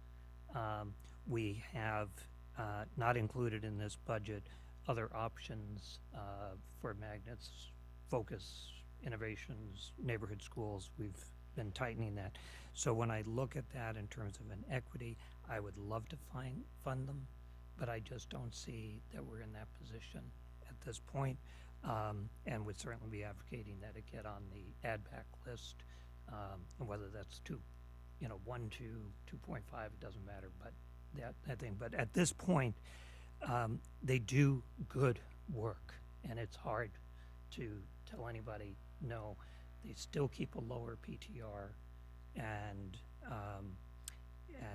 but I think in terms of the other considerations, equity, in this case, I find myself saying this unfortunately needs to happen, a reduction of the 2.5 exploratory, not hitting the other classroom things.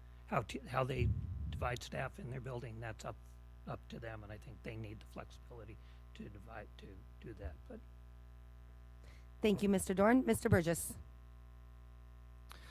Thank you.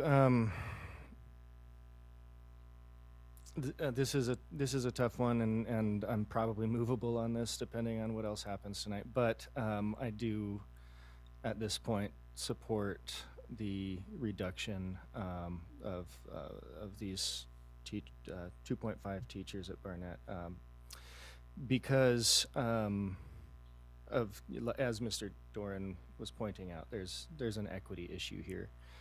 We have closed other schools. There's a proposal to increase PTR at other schools, which, I'm not convinced yet that we won't have to do that. We also reduced reduced Salcha's model so that they have fewer staff, and to continue to invest in extra staff essentially at one of our schools seems like an equity issue to me. I agree that it will probably affect it'll certainly affect their ability to continue a magnet model. I would agree that it should be a priority on an add back list after PTR. But we have to make cuts, and this one makes sense to me, even though it's very difficult. Thank you, Mr. Burgess. Mrs. Julian. Okay, I'm going to support reducing the magnet exploratory teachers by 2.5. Thank you. Thank you, Mrs. Julia. Mrs. Hardy. We received a lot of emails. One of them I'll read a little portion of today. It said that just 3 middle school teachers serve the needs of all the middle school students, teaching core subjects like English, Lit, Math, Science, History, and Government. They also teach other students and lead things like debate and science Olympiad. The one art teacher serves K-8 and coaches ski club. The advanced symphony teacher also leads beginning band students, and they're only half-time. Reductions would eliminate all choice classes and not only change the Barnett model, but leave the middle schoolers there and with even less options when compared to district middle schoolers, which is very true. Where they're choosing a K-8 model and they already get less options, they would get more. You all are gonna hate me for it, but we are only going to further push communities that choose schools of choice run by this district to seek to become charters in order to be able to have their own control and be out of the purview of this board. We are cutting beloved programs, drastically changing their model. They're at 100% capacity. They are motivated, they are involved, they are willing to work and advocate. It does not make sense to make this cut. This is a program, by all accounts, that is functioning fantastically well as it is, that has absorbed numerous cuts from this board and is still willing to work with us. We keep trying to say this isn't equitable, but we could say the same thing about our discussion last night with Solcha and them having to have a SPED teacher, which, if you talk about cost per student, is also drastically off, but that's okay because I support that. I think that's what they need, and I'm a teacher, and fair is not equal. Fair is giving each student what he or she needs to succeed. I have said that to every class I've ever taught. It's not equal, but they are doing great with what they have, and to further cut their model is going to cause ripples that this board can't even see yet. Thank you, Mrs. Hardy. Ms. Maple. Since it doesn't seem like there's consensus so that we can vote, I move to reduce the magnet exploratory teachers by 2.5 FTE at Barnett. Second. Any further discussion? Seeing none, Mrs. Richardson, would you please call the vote? A yes vote will reduce the magnet teachers by 2.5. A no vote will keep the magnet exploratory teachers in the proposed budget. Colonel Cole, Yes. Miss Charlie, Yes. Mr. Shannon, Yes. Burgess, Yes. Julian, Yes. Carol Hubbard, No. Warren, Yes. Hardy, No. Maple, Yes. Burnett. No. Motion carried. Thank you, Mrs. Richardson. Thank you, board. Barnett Magnet staffing model has been, the exploratory teachers have been reduced by 2.5. Mr. DeGraw, if you could reflect that. Thank you. Moving on into LAD K through 8. Currently in our proposed budget, we have LAD K through 8 model school. In our proposed budget, we have the option to change LAD K through 8 to a K through 5 model for $60,000 worth of savings to the district to add back into our budget. Discussion from the board. Seeing none, Mr. Burgess.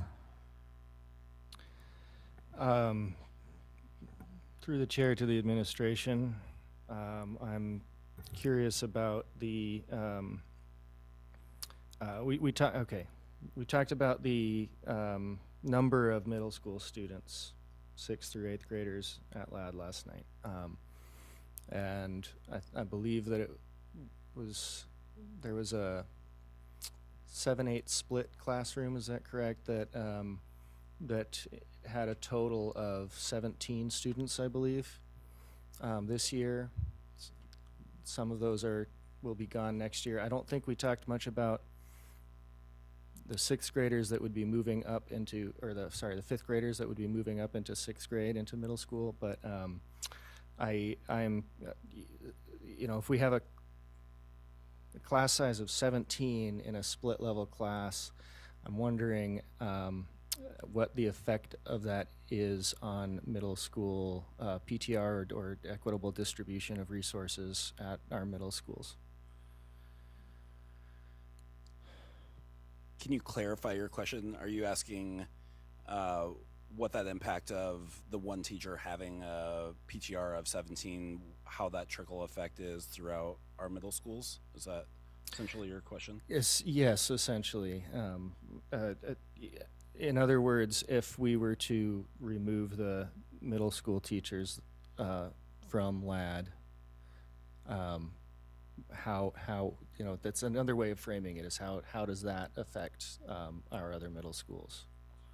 So those students hopefully would move to one of our middle schools, and then most of our staff would move with those students. There is a small reduction. I think it's a 0.5 FTE.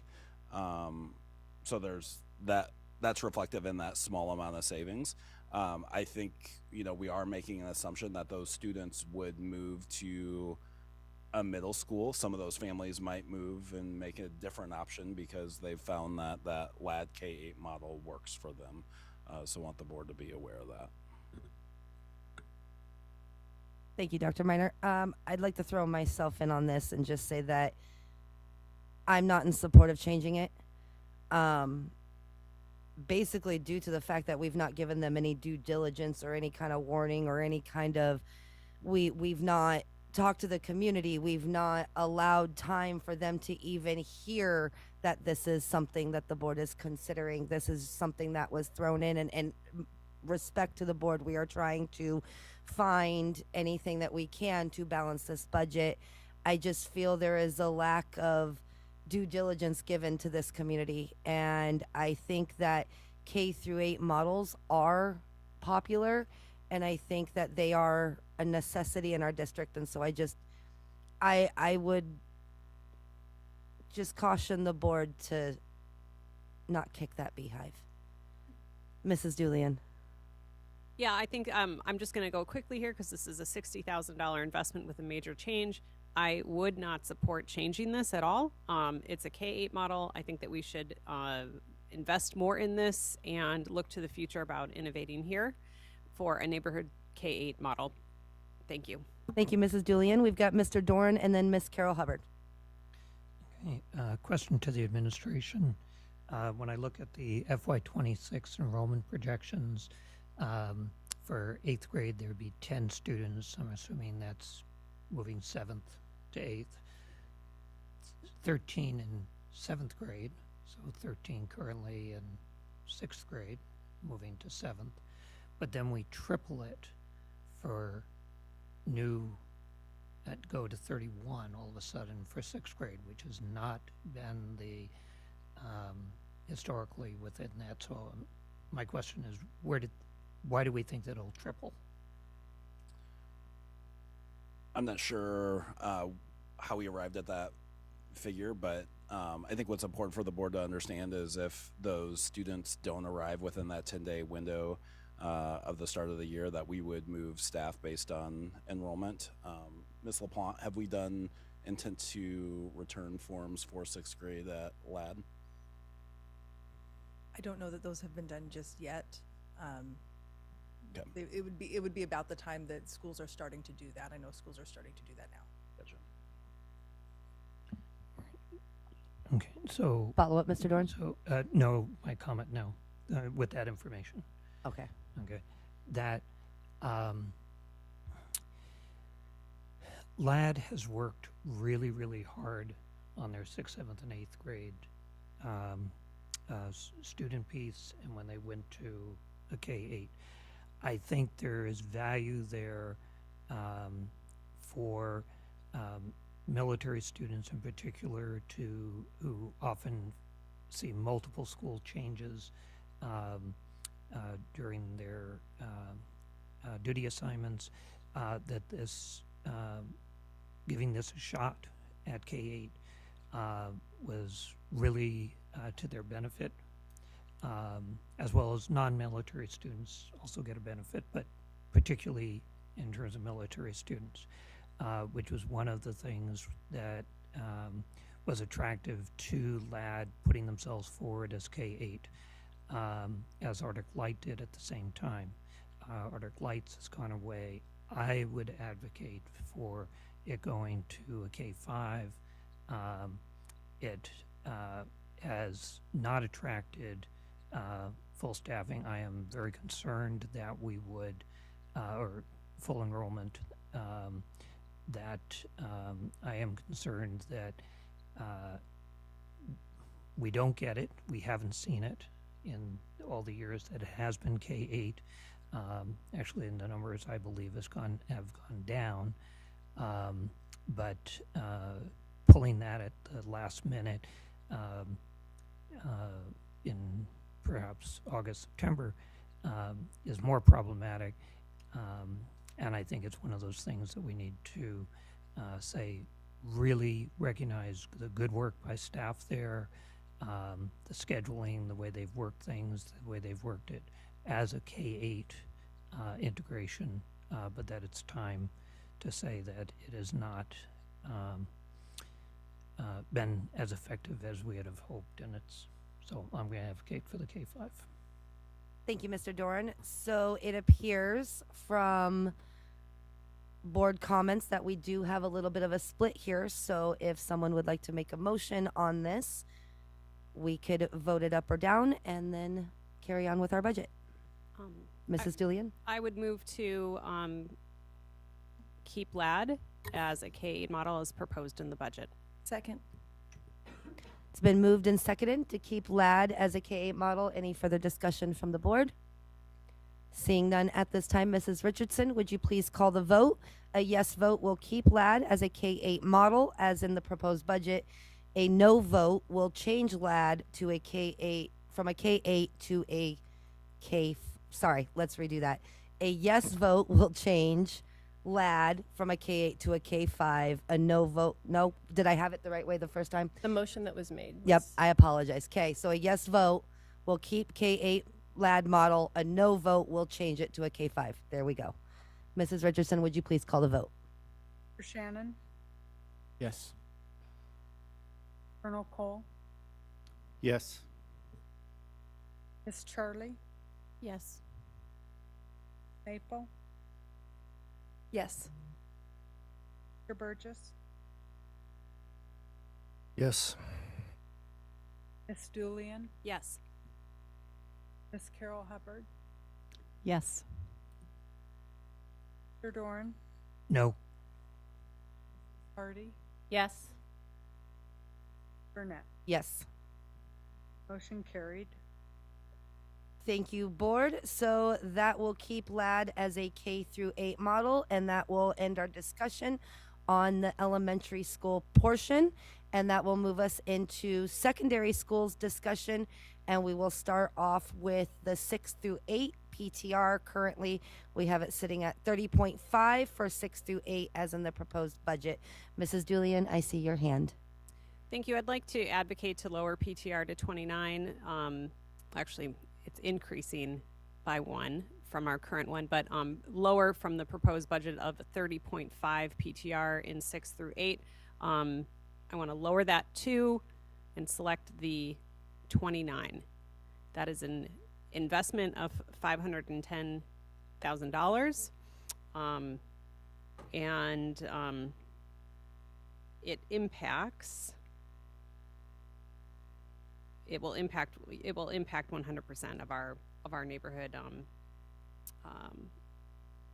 middle school students. So, Thank you, Mrs. Julian. Miss Maple. Oh, sorry, Mr. DeGraw, I did not see you. I apologize.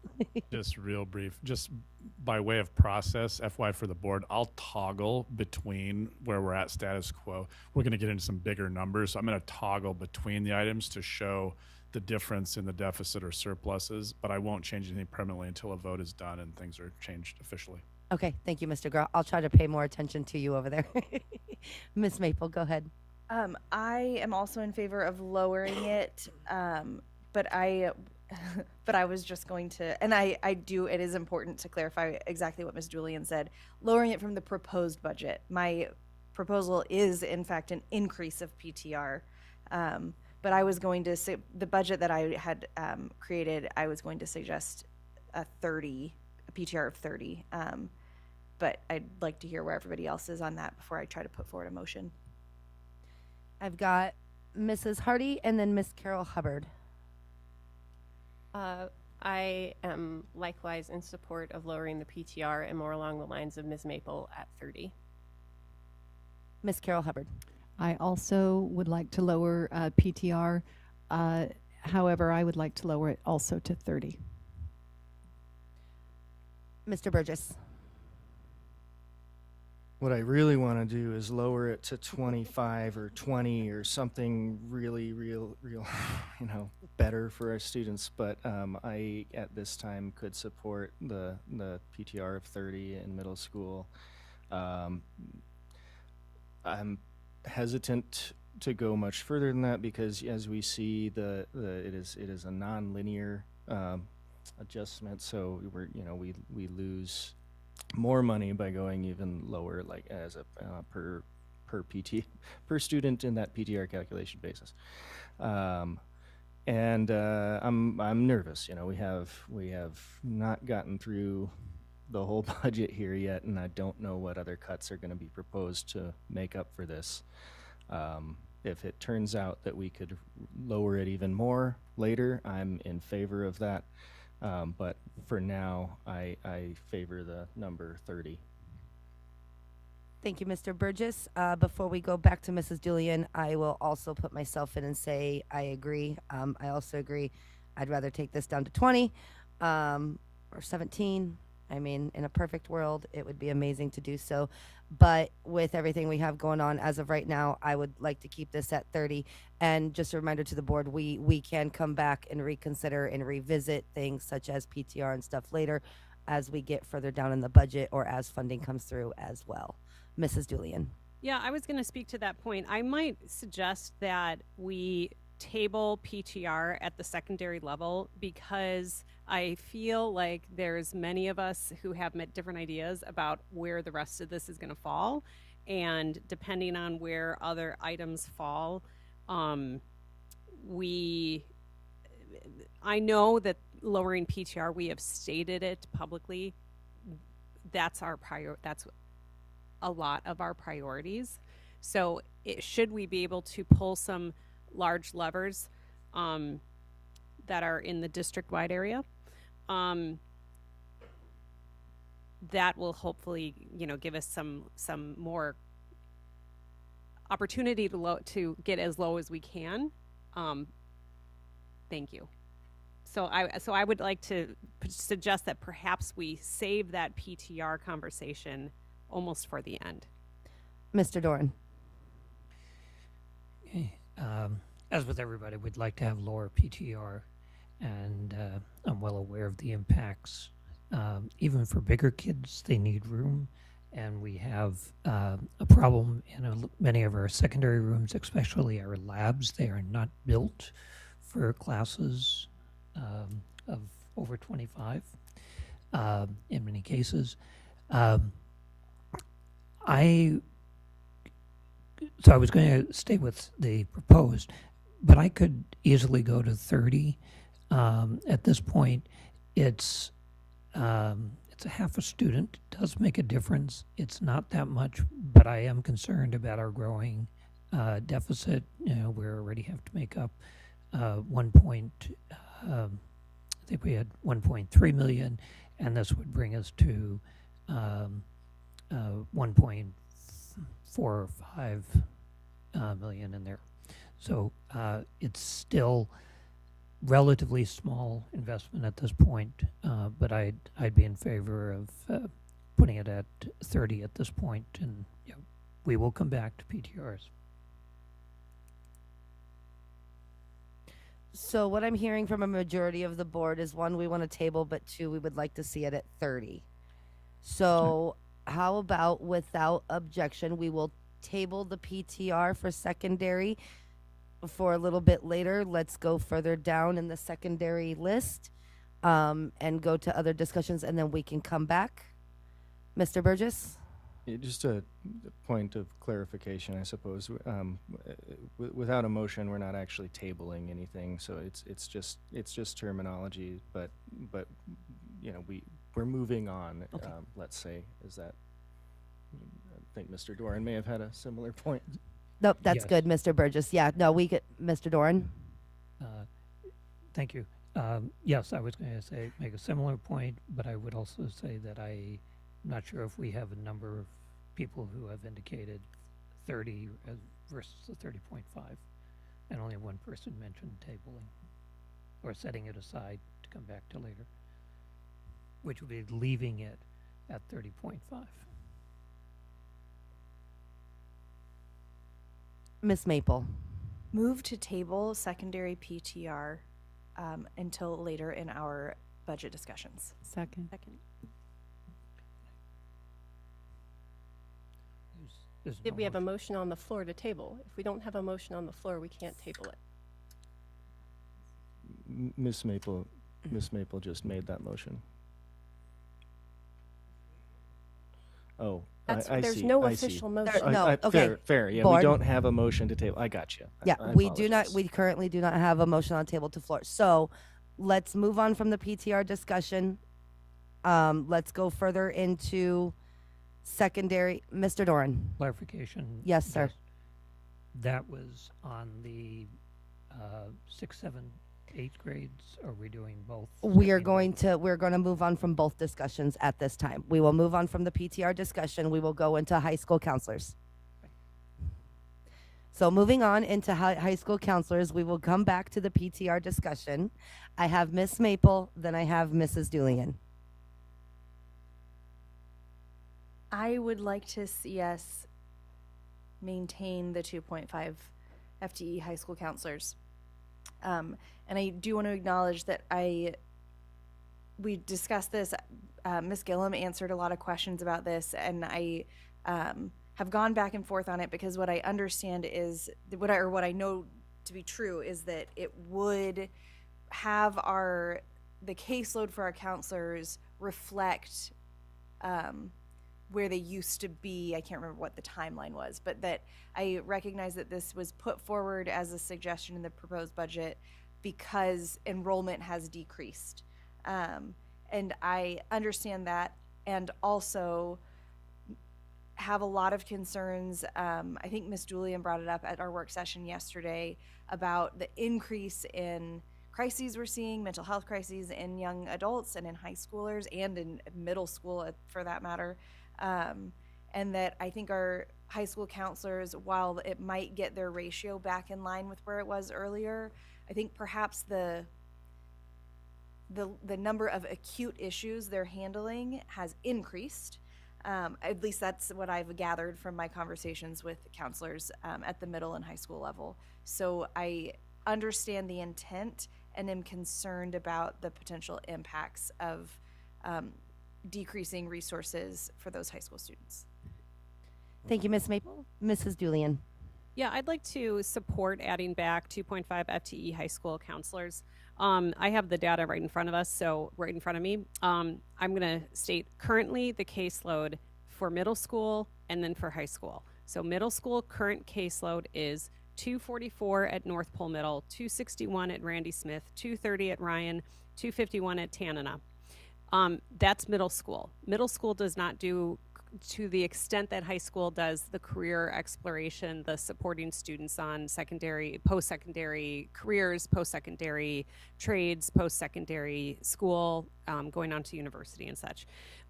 So in looking at that number for middle school, that's where we're sitting right now. Now, high school, in the contrary, Hutch right now is at 235 caseload. Lathrop's at 196 caseload. North Pole High is at 193. West Valley High is at 190.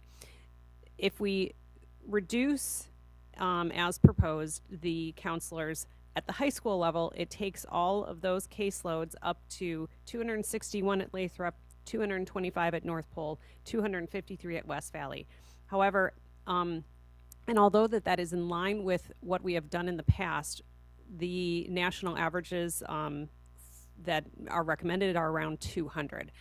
High school counselors do a lot. They have only one visit right now with everyone that is in their caseload for career exploration post-secondary every single year. If we are pushing that caseload up further and asking our counselors to help prepare our students for success beyond graduation, I just think about the impacts that will have on our students. And so what I'd like to do is get a little bit more aggressive in other areas and prioritize this as one of the things that we build into the budget, which is the addition of 2.5 FTE high school counselors. Thank you.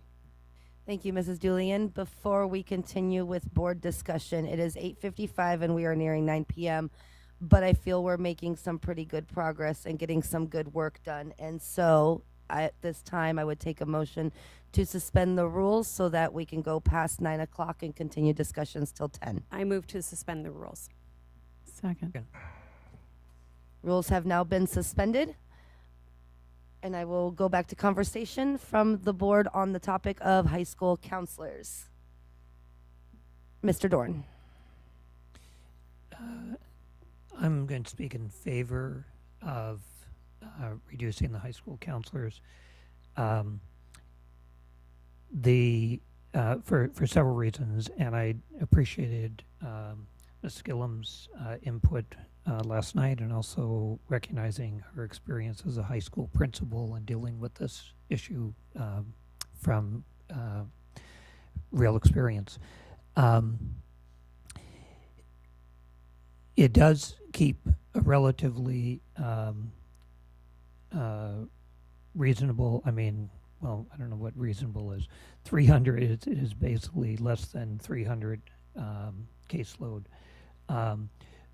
We have invested counselor at North Star College, which does draw quite a number in excess of 200, and they're hoping to grow their program at North Star College with 200 juniors and seniors from the high schools. So they're doing the counseling there for them.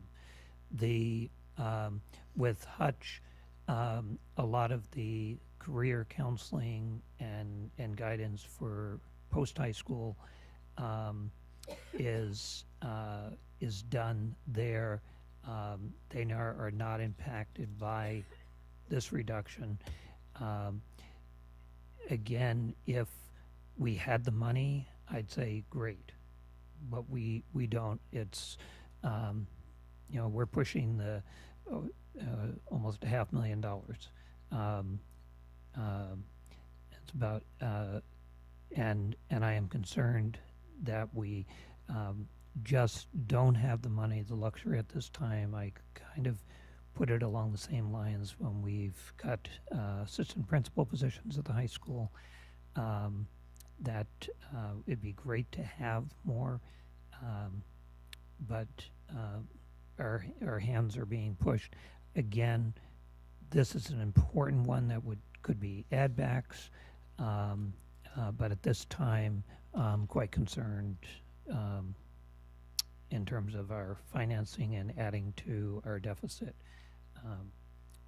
So I would continue to advocate for keeping the reduction. Ms. Carol Hubbard. Thank you. I also would support the reduction of the high school counselors at this time.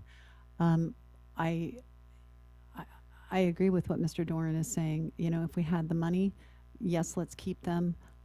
But looking at those numbers, I hate to keep coming back and like beating this drum, but we need to be focused on the classroom. And I understand these are important positions.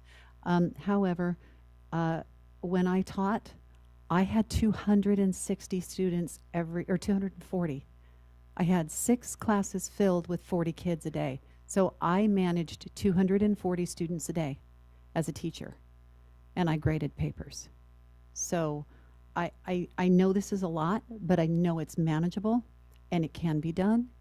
And I have faith that the counselors who are remaining can handle the workload until we can afford to have more. So I would absolutely support the reduction. Sorry, and that's my bedtime. Sorry. Thank you, Miss Carol Hubbard. I hate when my phone does that to me too. It's like, go to bed. Throwing myself in, I'm going to agree with Mr. Doran and Miss Carol Hubbard. This is definitely something that can go on the add back list. Not paying any disrespect to our counselors. I know the caseloads that they work with. I know what they do. I just am also concerned with our deficit and would be willing to revisit this later as an add back. Is there any other comments from the board? Mr. Burgess.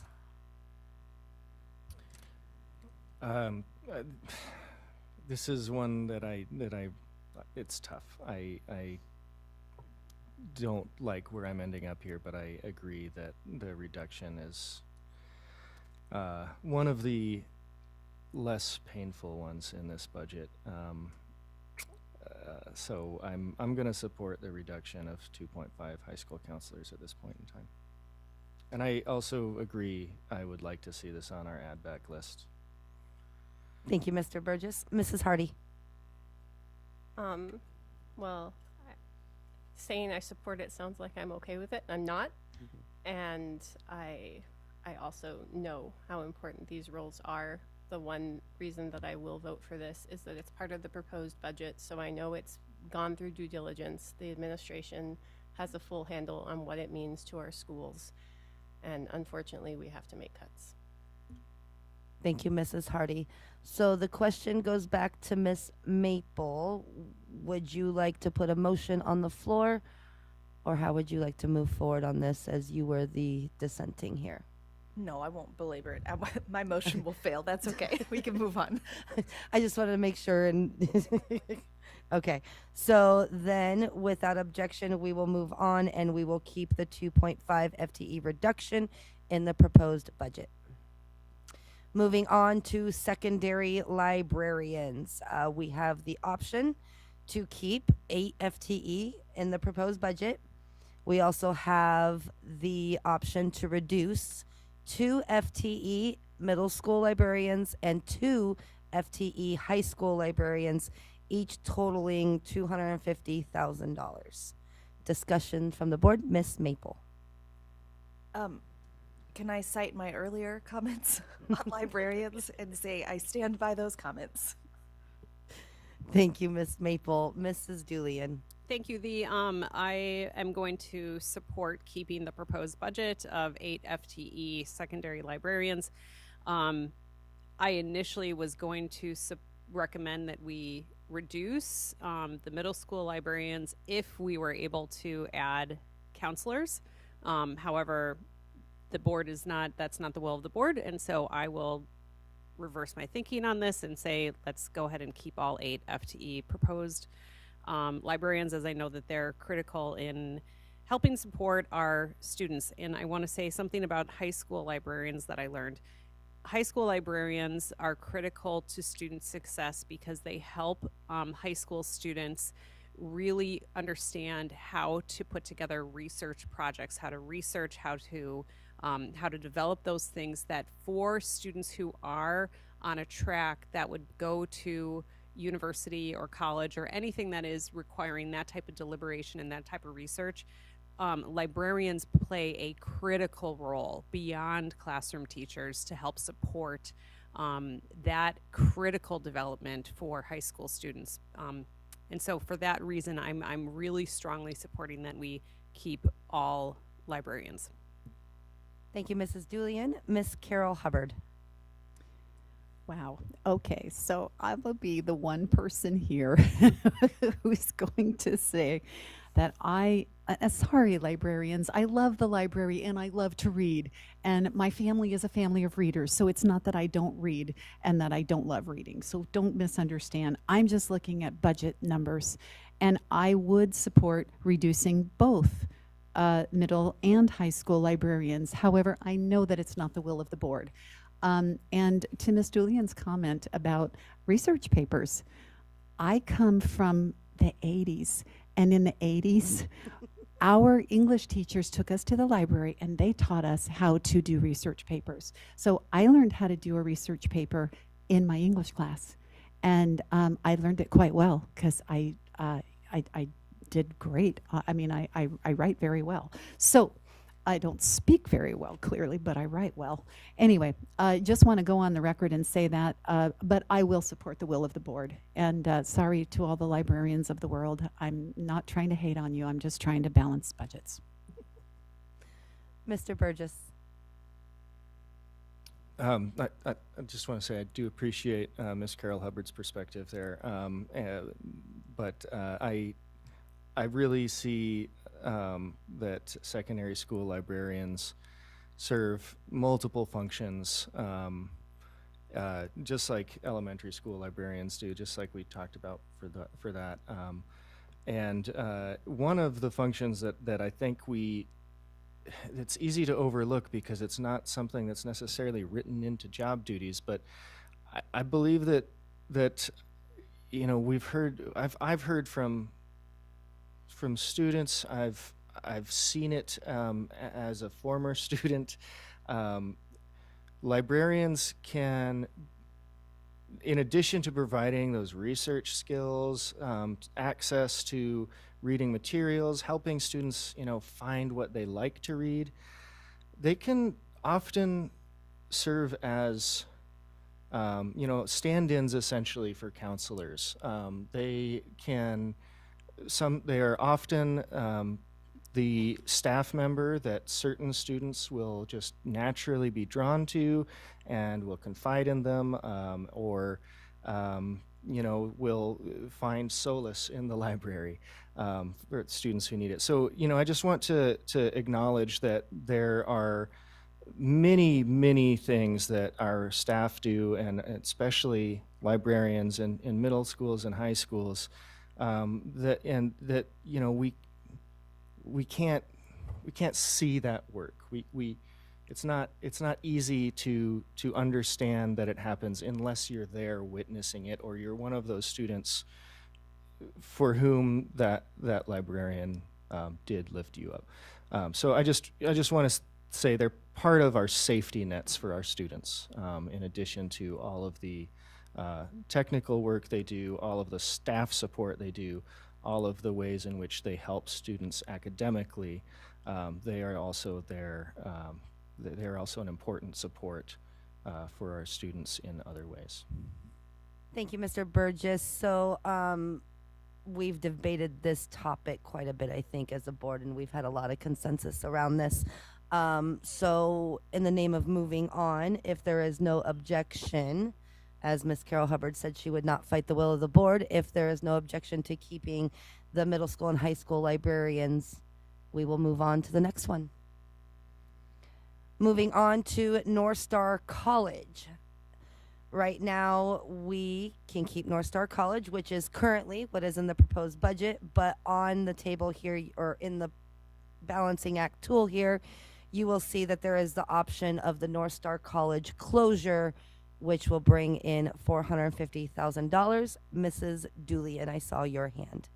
Yeah, thank you. I'd just like to speak to this because I'm the one that added this to the Budget Balancing Act, requested that. After the testimony that we've received after hearing the copious amount of emails from not only students and alums, but parents and educators, the reason why I put this, I am not going to move to close this program for two reasons.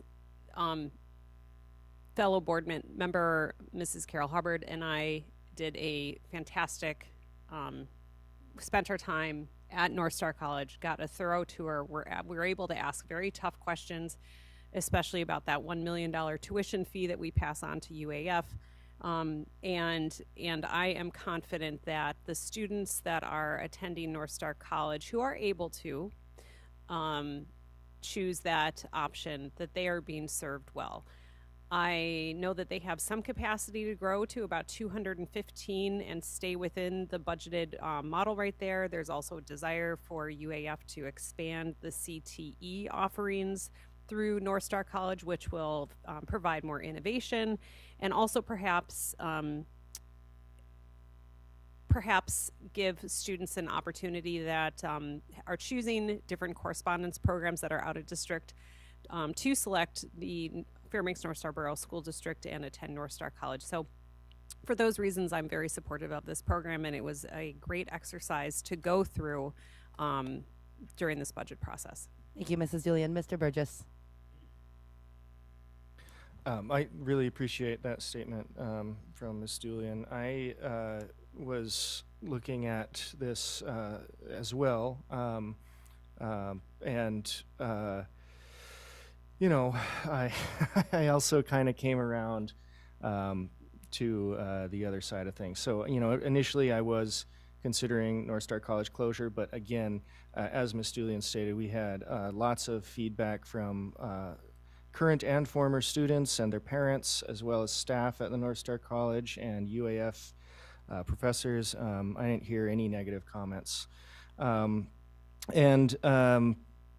will say that if I had been on the board when we opened North Star College, I would not have voted for that because of the risk in that deficit environment. But this is different. We're looking at a program that's already going. It's been successful. We're hearing that it's catching some students who might otherwise have dropped out of high school entirely, not just losing their opportunity for college, but also losing that high school diploma potentially. And so I think that, you know, taking away an existing program is different than not investing in it to begin with. The other thing, though, that I do want to point out with regard to North Star College. So when I listened to the board a couple years ago debating opening it, the administration, and this isn't a criticism, but the administration at the time said that it was basically a wash, that it was essentially cost neutral. And we see now, a couple years down the road, that it's about $500,000 in our budget. And so that's just an indication to me that there is risk in innovation. And again, I'm not trying to criticize anyone for having numbers wrong. Things change. Projections are just projections. But that's just indicative of, you know, the potential risk that could occur when you're making new investments. So that's just what I want to say there. I'm not going to support closing North Star College. I think it is serving an important purpose for our students. Thank you, Mr. Burgess. We've got Mr. Dorn and then Ms. Carol Hubbard. Thank you. I am for keeping North Star College. I do have a couple of comments in relation to it. One, I do want to thank the administration, Dr. Minard in particular, for sitting down with the university and last year really working on some I'll say efficiencies. And I think that we need to continue those conversations. I want to encourage that. It's not something that would fit within this budget cycle, but should, as we're on this conversation and relative to the future, is looking, when I looked at the university systems, they actually offer a military discount. When I was talking to Professor, the idea came up when they said, well, and they were concerned about North Star College had great things to say about North Star College students being excellent within their classes, and great contributors as well as participants in their classes. But you know, when we talked about the cost, he was like, "Oh, you're paying full tuition," and maybe we can get I want to say a group discount or something, but I think we need to continue those conversations. The other thing that I just want to say on behalf of North Star College, when I was up there visiting this spring, one of the things I think they are really that they are doing, and what I was very impressed to hear, very pleased to hear, is trying to look at how they build their school community and opportunities for students to come together and see each other on a regular basis. Since otherwise they are out to different things, but they're developing strengths, events where they're trying to draw students in so they have that social time, which I think is important to, it's part of a little bit of that high school culture without being high school. It's a transition. And then they talked about, again, because of some of the efficiencies the administration was able to work, where the staff there are teaching a couple of the classes to the students, and it's giving them a more personal time with all the students, rather than sort of scheduled time where those incidental student walks through type thing. The last thing I just want to say is, again, thinking forward is there might be opportunities to look at North Star College helping with either fifth-year high school students who need just 1 or 2 credits to graduate, but could overlap and perhaps be taking classes at the university, or for students who have graduated and starting at the university where they can get some support. So that's down the line, but it's apropos to the topic right now. Thank you, Mr. Doran. We're going to go to Ms. Carol Hubbard, then we have Mr. Burgess, then Mrs. Hardy. I'll keep it very brief. I did appreciate our time at North Star College, and they gave us an excellent tour. They explained a lot of things to us, and they spent a lot of time making sure that we understood how the program worked, and I did appreciate it. It's an excellent program. I wish that my sons would have had a program like this, and so looking at it from a personal level, like I love it, and I think it's awesome, and I wish more kids would be able to go. I wish we could multiply this like times 10. So thank you. Thank you, Ms. Carol Hubbard. Mr. Burgess, Ms. Hardy hasn't gotten to speak on this topic yet, so I'm going to let her go first, and then we'll come to you. Mrs. Hardy? First, I fully support North Star College. I think it's worth the investment. And then I just wanted to correct the record that North Star College is cost neutral. When you consider what they bring in through the foundation formula per what they spend to run the college, it is actually less. The savings comes from something Mr. DeGraw pointed out in one of our work sessions, because I had the same question, from the fact that it would cost less to support those students if they were inside their neighborhood school. So it is not that we are expending or adding extra money due to it's because of the school size factor. We get more money for them. It allows us to afford the program. They are cost neutral, but efficiency wise, if they were to go to our neighborhood school, there would be some savings that could be realized there, and that was the savings that's are proposed in the budget. Thank you, Mrs. Hardy. Mr. Burgess? I appreciate that clarification. I guess there's a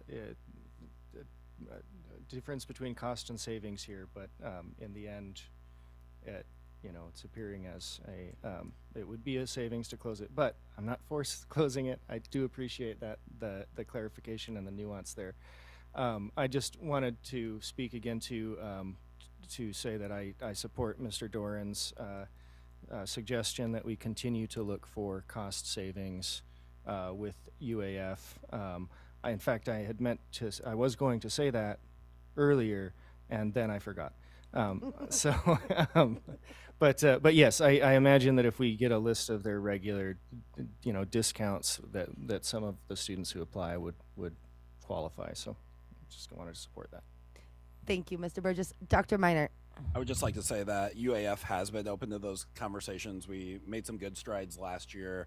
We've had a recent conversation where we arrived at an approximately $40,000 cut already for next year, looking at students that have dropped classes in the past their drop date, we've paid for those courses, and they've agreed to look at potentially waiving those fees for us, which we estimate about $40,000 savings. We're looking at a couple other things as well, and so they continue to come to the table and be good partners with us. Thank you, Dr. Miner. So what I'm hearing for the board is a unanimous decision to keep North Star College. So without objection, I would like to move on to our next subject. So we will be keeping North Star College as a great program here in our district. Moving on to middle school activities funding. I will throw myself in first on this one. Activities is not just sports. It encompasses so many things. And we are a board who has promised to be as student focused as we can be in our governance. And to take away activities funding is not good student governance. And it is actually doing a detriment to our students. And so, as I said last night, I asked this board to please not cut activities funding. Mr. Doran. At this time, I would also support not changing activities funding. I see this as part of the interdisciplinary part of our education.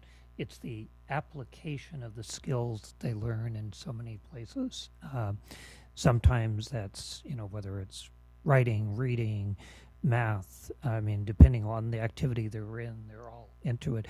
But it's also very much part of our civics program and civil discourse and cooperation, community life, whether that be on the field or whether it be supporting each other and working collaboratively for choir or band orchestra. I could go on and on with it, but I really see this as part of the application, implementation of all the different things we teach at school and put in practice. So I would keep that funding. That being said, if we get down to it, we might have to revisit this later on, but I would advocate for keeping it. I hear you, Doran. Any other discussion from the board? Oh, yeah, Mrs. Julian, I apologize. Thank you. I just want to state that I am strongly in favor of keeping all activities funding for not only middle school but also high school. From a personal perspective, and I might have a family member listening right now from Wisconsin, activities are the thing that kept me excited about school. Activities also was the carrot that kept my grades up as a middle school and high schooler. And I know that that's true for so many other students. It gets you excited about school. It also is something that keeps neighborhood schools relevant and attractive to people who may be considering potentially an alternative model that doesn't provide the same level of activities. So I am in full support of keeping our activities in the budget that we pass for fiscal year 26. Thank you, Mrs. Julian. Mr. Burgess. Thank you. And I know last night I put forward a balancing act exercise that included eliminating activities funding. And I was pleased that through the discussion I heard other options. And so, because I agree with what other board members have said. Activities are very important for our students, both in that they allow for a specific avenue for personal growth and community participation, as Mr. Doran was saying. As a former recreational soccer coach, I could see the impact that those activities and the life lessons that people learn from being involved in activities like sports and beyond. It also, it not only does it help keep students in school and help to teach them various life skills, also can potentially provide opportunities for students for later in life for scholarships for careers in sports or other activities. And so I agree. I'm not supporting eliminating or reducing activities funding at this point in time. I also agree we may have to revisit it. Thank you, Mr. Burgess. So currently what I'm hearing from the board is, as of right now, we all agree there is no change to middle school or high school activities funding. And we can revisit as we need to later. So without objection, let's move on from this conversation. If we need to revisit, we can revisit. Mr. Doran? Could I suggest that this might be a good time to recess and I reconvene? would, yeah, I was just getting, Tomorrow. do you want to, the whole thing? You want to recess for right now to reconvene till tomorrow? Yes, it's 9:30. We were talking to Mhm. 10. I'm noticing, at least for myself, there's a little bit.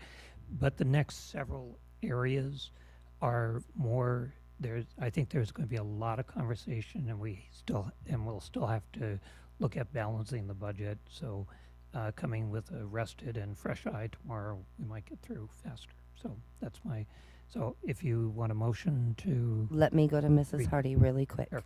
Mrs. Hardy. Not trying to keep us later, but I do have something I would like the ability to say then before we do that, as I feel it should be said tonight to give people to digest time and that. So then let's go ahead and Mrs. Hardy will allow you to do hang on one sec. Mrs. Julian, I saw your hand. Yeah, I'm also in favor of going until 10 if possible. I think that we're here and we have good energy and synergy, and we could at least get through a couple more things. I will actually side with Mr. Doran on this. I think we're getting ready to go into some really big discussions here, ones that are going to take some time. And so I am in agreement with Mr. Doran. But with that being said, before we have a motion from Mr. Doran, Mrs. Hardy, go ahead and make your statement to the board so that that can be something that the board can sit with as we reconvene until tomorrow. Thank you for that. Sorry, it's going to be a little long, but I haven't talked a lot tonight to compensate.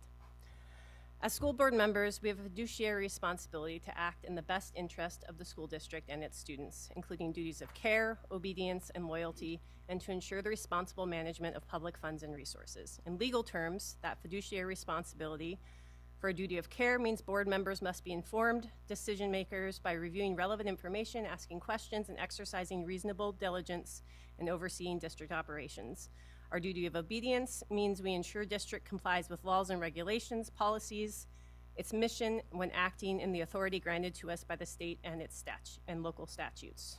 Our duty of loyalty means that we have to act in the best interest of this school district and its students, avoiding conflicts of interest. Our responsible management means we must ensure taxpayers' money and district resources are used efficiently, ethically, and in alignment with legal and educational priorities. This means board members have a legal and ethical obligation to prioritize the school district's well-being over personal interest or feelings, ensuring compliance with laws and responsible fiscal management. On February 27th, the board received the following email from the administration. John Sedor's advice. John Sedor recommends acting on the charter school application within a 60-day time frame, as there is no definitive ruling on whether our district policy conflicts with state statute. He noted that our current policy predates the latest state statute updates, making it unclear how the state interprets the Point of statute's order. first line. We're on budget. This pertains to the budget. A local school board shall prescribe an application procedure for establishing a charter school in that school district. Then discussions with Commissioner Bishop. And this was a while ago, but on Wednesday, I spoke with Commissioner Bishop to clarify, this is from Dr. Meinert, how the state views our district policy and whether the district has the authority to delay board action on Pearl Creek charter school applications until August-October timeframe prescribed in policy. She did not provide a definitive answer, but committed to obtaining the state's legal opinion and expects to provide a response within the next week. Then there was a recommended timeline saying that we convene by April 15th. I will note here that DEED did not ever provide the board with the state's legal opinion within a week or thereafter.